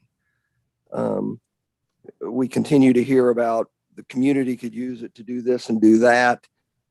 Commissioner Davis talked about kicking the can down the road a couple of weeks or a month. We've been kicking the can down the road for 4 years since I've been on the commission, it seems like. They, originally now they're not their optimum operational budget would be 175,000, which is 80% of what their current budget is. And that's without doing the government programming. I think the fact that Mr. Norland, as a board member, stated that he found the 3 options on the blue sheet to be a surprise might be part of our problem. I mean, these are things we've discussed for years. And for him as a board member to think that these wouldn't have been 3 of the options is beside me. I think staff has spent numerous hours trying to deal with Salina Media Connection over the years. I think even Commissioner Peck, when he was new, said it was a generational deal, that he doesn't know of anyone that watches Channel 21. I've made a exerted effort to talk to people and ask them, if you watch Channel 21, the public channel, and they say, yeah, I watch the commission meetings or this one now and then. I said, no, that's the government channel. Do you watch Channel 21? And the answer consistently seems to be no. This morning, I tried to watch the St. John's Military School celebration they had on Channel 21, and the audio was so bad, I turned it. I couldn't. Duckers was trying to talk, and I was trying to listen, and it really just, so I'm afraid I disagree with Commissioner Davis on a combination of option 1 and 2, and I'm probably, I will lean towards option 3, which is terminating the contract as of June 30th. Can I respond to that? And I know we've given Salina Media Connection several deadlines, and a lot of what we've asked them to do over the past 2 years, they were in the process of doing or did accomplish. I think the issue with community programming has been similar to what's sometimes referred to as the Titanic syndrome. Nobody wants to hop on the ship or stay on the ship they think it's sinking. And they have not had a reliable breath of life to live on, to get an executive director, to entice people to sign on for a year or 2, not knowing if their contract was going to be alive in 6 months. So it becomes a self-fulfilling prophecy after a while. The government channel was always the loss leader for the public channel. But the public channel was not viewed as something that needed to make money, neither is the government channel. And were they paid disproportionately more for the government channel to allow the other programming? Sure, but we were getting a government channel out of it. So, that was a win-win for both of us. This would be a chance to actually separate out the 2 and see just how much of a community asset this is. We've asked them to sink or swim on their own, but we've had their hands tied behind the back. So it really hasn't been, I don't think, a totally fair assessment of what can be done. We've laid it out on paper on the blue sheets. I mean, it'll be laid out even clearer this time, kind of like, hey, this is what you got to do. If you can't do it, oh, well, Lord knows we tried hard to help you out, and maybe it shouldn't be in existence. But I think they need to be given a fair chance to succeed. Mayor, may I? Of course. If indeed they are the Titanic, I think the hole has been put in their hull is that the times have changed so dramatically. I'm a little bit frustrated in all the promises that they've made us. I mean, they talk about the facets, the possibilities, the opportunities, and the promise, but they've just failed to perform in that regard for us. And so I'm looking for a fresh start here. I think there needs to be a complete revisioning. And if that means we give it to the library and maybe they work the collaboration with Salina Media, I think it needs to be reconfigured. I don't think the board and the way it sustains it, perpetuates itself is working. The programming's not satisfying. I agree with Commissioner's comments that nobody's watching it. So the rub for me is to sustain this with the kind of dollars that they are asking for. I'm okay that this budget gets split. We use what we need to fix our channel and put the government program out there. But I can't see expanding our budget, spending more of the taxpayers' money to prop this up. And I'm not afraid of it going dark for a while if we need time to reset and find a new mission statement for this channel. We're not going to lose the channel, but it might take some serious thought and make it what it can be, and have a change of heading and leadership. Well, several meetings back, I had suggested, opening up for requests for proposals from any interested organization. And, I suggested that we discuss and negotiate with Salina Media Connection first, because they were already sitting there and that might be the easier approach. And if we ever opened it up for organizations, to bid on this, they would certainly be an expected bidder. But Commissioner, I feel that we have asked for those things over a long period of time, and generally we've just got pushback, obfuscation.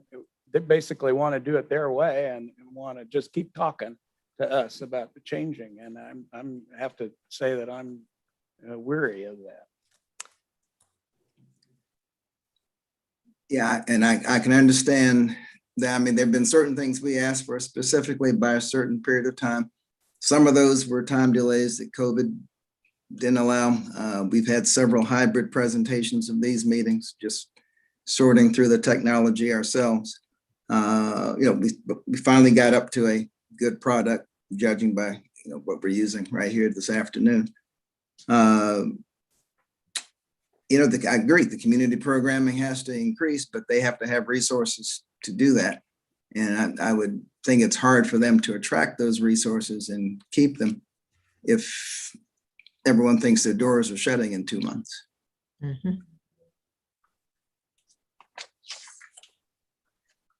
I do have remarks prepared, but I'd like to defer to Commissioner Peck. If you have anything that you would like to.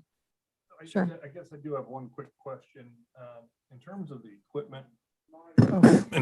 equipment, at the facility and the potential division of that equipment, is that kind of an agreed upon, this is ours, or? Well, actually, the provisions of the agreement is that it all reverts to the city. No, it doesn't. But for anything that Salina Media Connection can demonstrate they purchased with funds other than city funds. So the presumption is that it's all our equipment. I think what Mr. Wood was describing is if we end up in a hybrid approach where Salina Media Connection's maintaining one channel or maintaining the other, how we would deal with that shared equipment and need to replace that.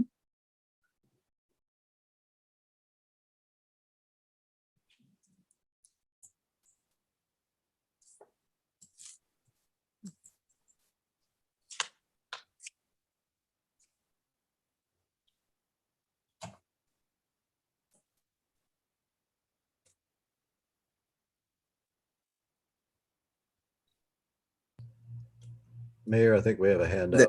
The sound is lost. I can't hear you, Mayor.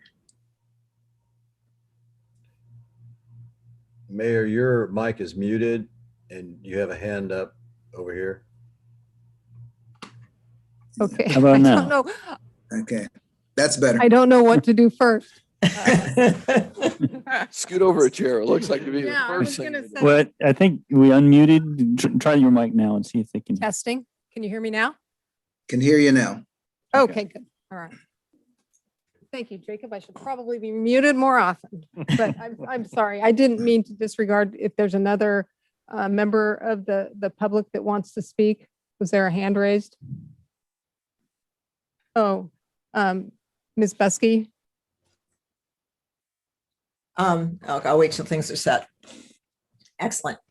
I think that regardless of what you decide to do from the standpoint of an ongoing agreement, all right, it doesn't hurt to have one more round of conversations. I have to follow up on Commissioner Davis's comment a little bit, because I think it's worthy of expansion based on my experience.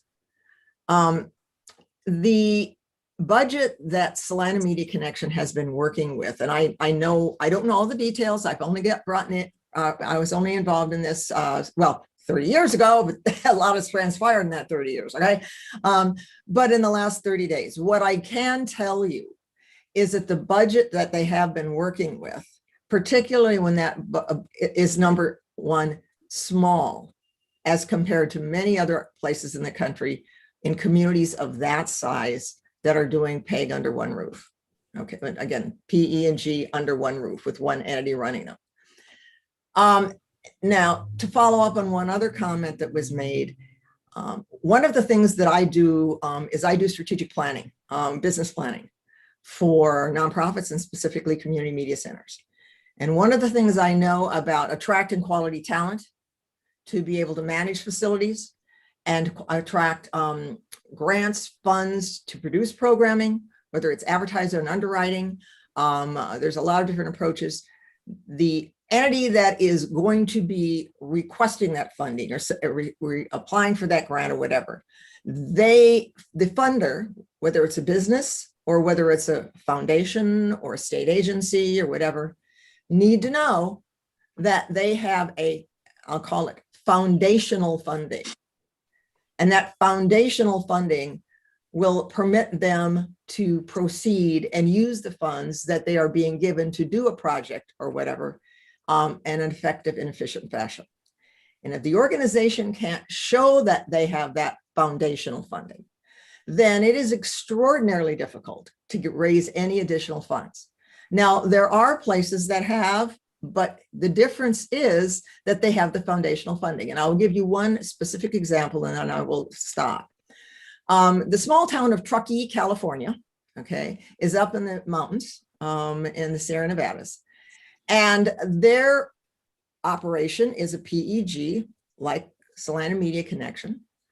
And they have been able to, because they have foundational funding from the town of Truckee, okay,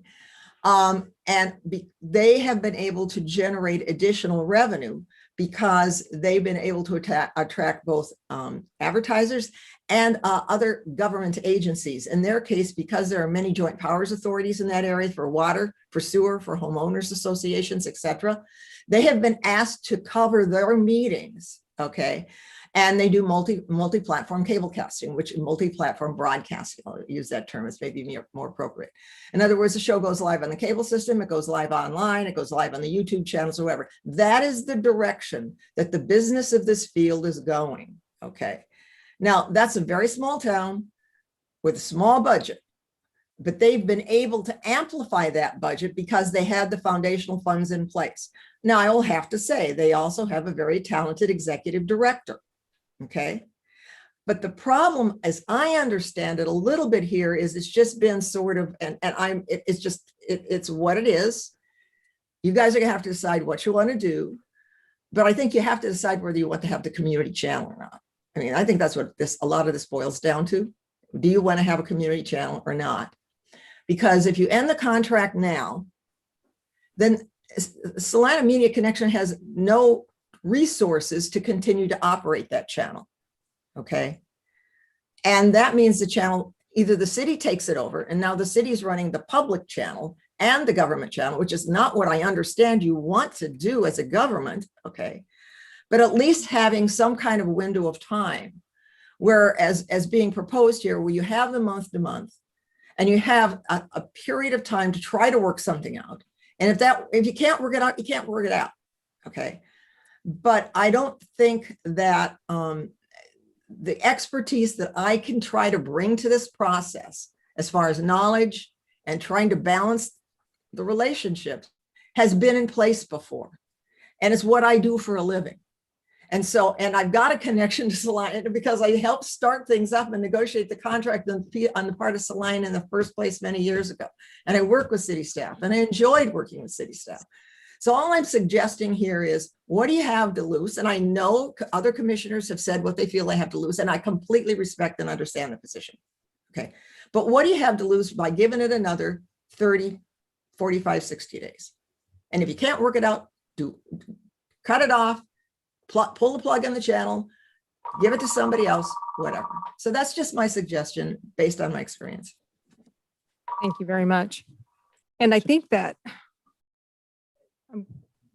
I just have a few things I wanted to say, and they may sound harsh, but we have been in this place again and again and again. And, you know, it's another 6 months, it's another year, it's, you know, one more contract renewal. And a couple of commissioners had mentioned kicking the can down the field. The fact that the letter that we received from Salina Media Connection today, it seems all along, and I don't quite understand it, but it seems like there's been a lot of disconnect. The staff, the commission gives direction, sets expectations, and then it always comes back to, we didn't understand, we didn't know you really meant that. I agree that there's a lot of potential in that channel, but it hasn't been met, and I'm not seeing the potential for it to meet its potential. I have expressed concerns about the quality of our government being broadcast since I joined the commission in January of 2017. That is how long we've been having these conversations. I have been involved, as have my fellow members of the governing body, multiple study sessions, commission discussion and action items. We've read numerous staff updates from city staff, and city staff, I want to commend you because I think that you have gone above and beyond in trying to make sure that our expectations were communicated and understood. And we've done all this in the attempt to maintain our longstanding relationship with Salina Media Connection. Now, we do have plans in place to be able to transition broadcast responsibilities on July 1st. And staff tells us that we are ready to assume responsibility. And we have all been aware of this contract expiration date of June 30th, and our staff has planned accordingly. Salina Media Connection has known since mid-May that of our vote to essentially allow the contract to lapse, as well as our proposal, our request for a proposal from them as to what it would take to keep them operational. I can't speak for other members on the governing body, but I was expecting a considerably smaller number than numbers that would essentially really increase what we're currently funding. So Salina Media Connection knows, or should know by now, that our decision to bring meeting broadcasts in-house was based on at least two key elements: being able to directly control the quality of the product and the potential to realize cost savings.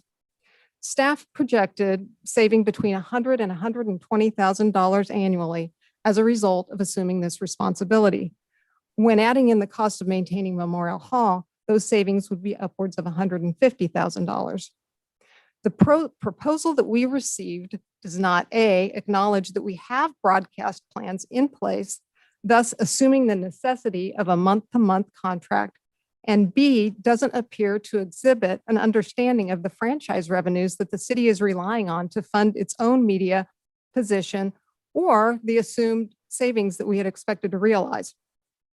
Rather, the proposal that we received would increase our investment substantially. When I suggested that literally anyone with access to a smartphone could create and upload content, Salina Media Connection replied that I needed to check my privilege.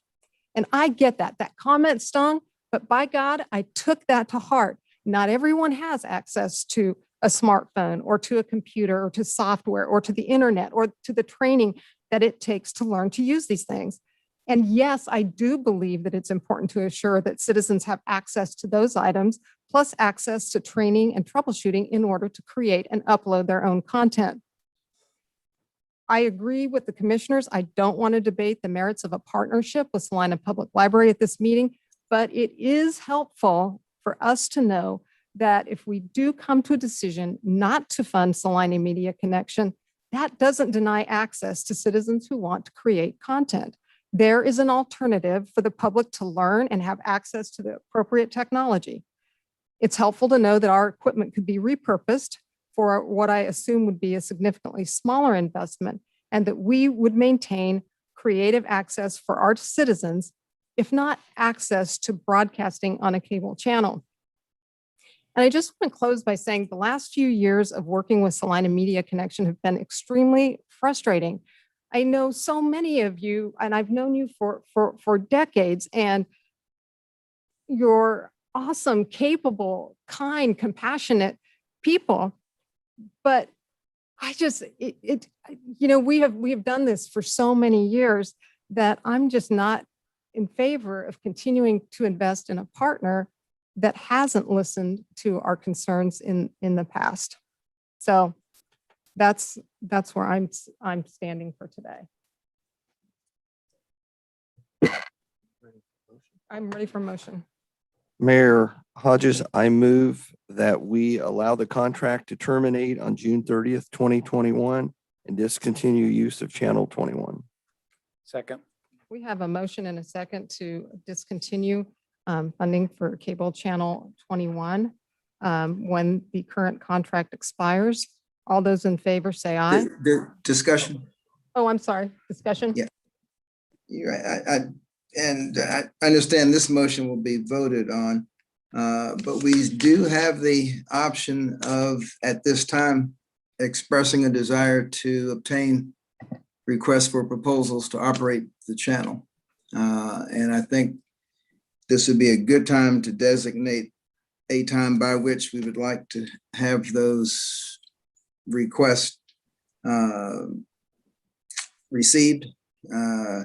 This is something that if it gets dropped here and gets put back on the usual rotation of projects for us to entertain, we'll probably not see the light of day until 22 or 23. So I think any action that we take here should include some reference to our future intentions.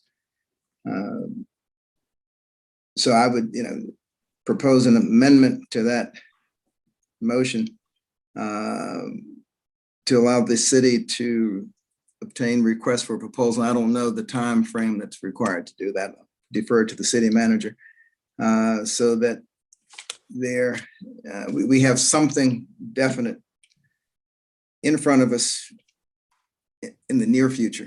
There are organizations in our city that could possibly step up to the plate. There's several options. I won't put anybody on the spot by mentioning names, but there is the capital and the potential in this area to assume production on Channel 21.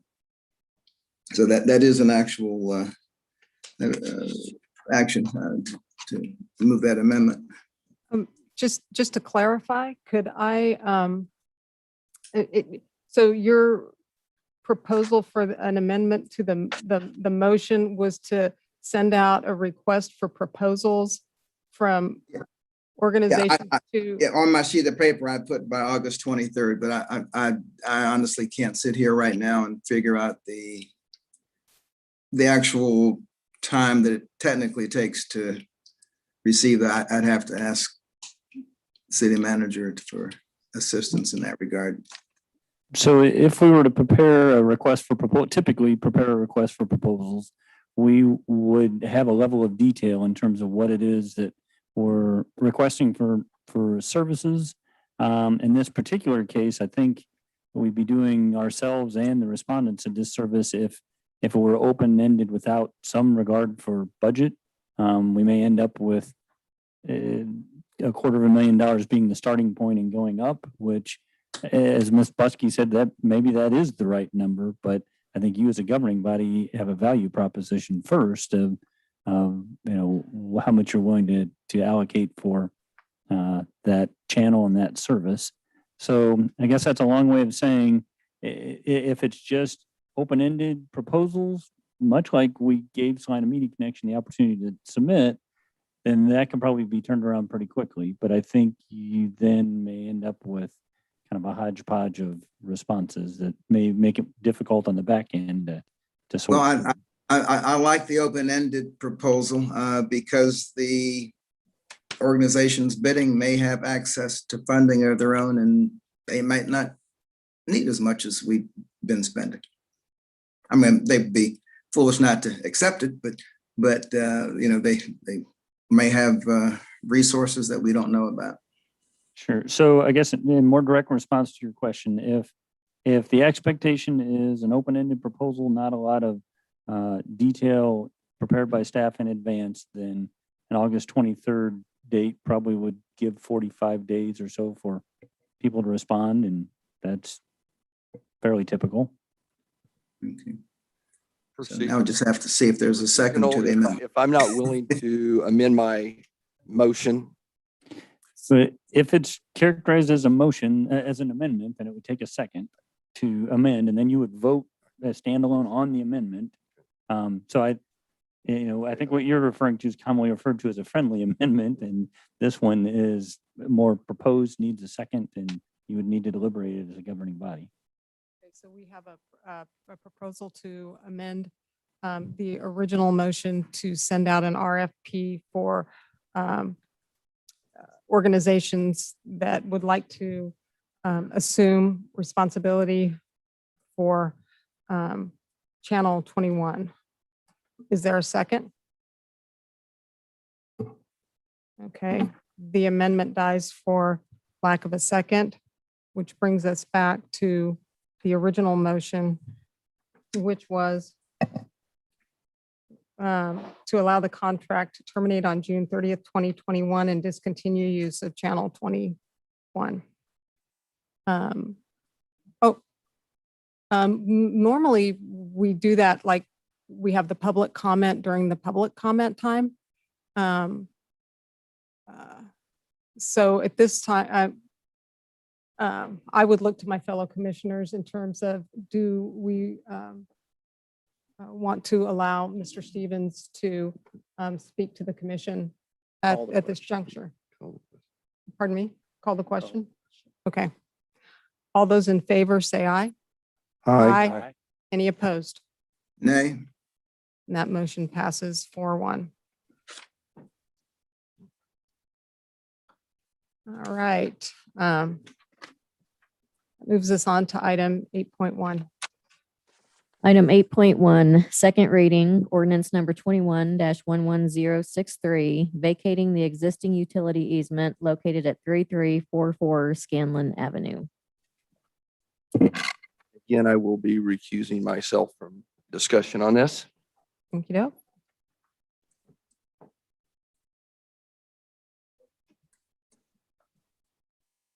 All right. Commissioner Hoppick has recused himself. Ordinance number 21-11063 was passed on first reading on June 21st, 2021. Since that time, no comments have been received. Do we have any questions for staff? No. Do we have any questions or comments from the public? Not, I would bring it back to the commission for further discussion or action. Mayor, I move we approve ordinance number 21-11063 on second reading. Second. We have a motion and a second to approve ordinance number 21-11063 on second reading. Could we have a roll call, please? Commissioner Davis, Aye. Commissioner Peck, Aye. Commissioner Ryan, Aye. Mayor Hodges. Aye. That motion passes 4-0, and we will recall Commissioner Hoppick.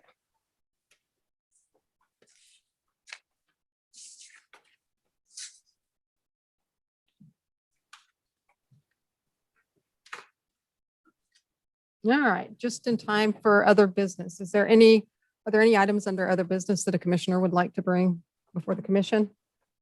Commissioner Davis here. Not really new business, but I did just want to let citizens know that restricting smoking in public parks is not going to receive news anywhere in the United States. We are so far from being the first place to do that. If you cross the proverbial county line, you'll see that many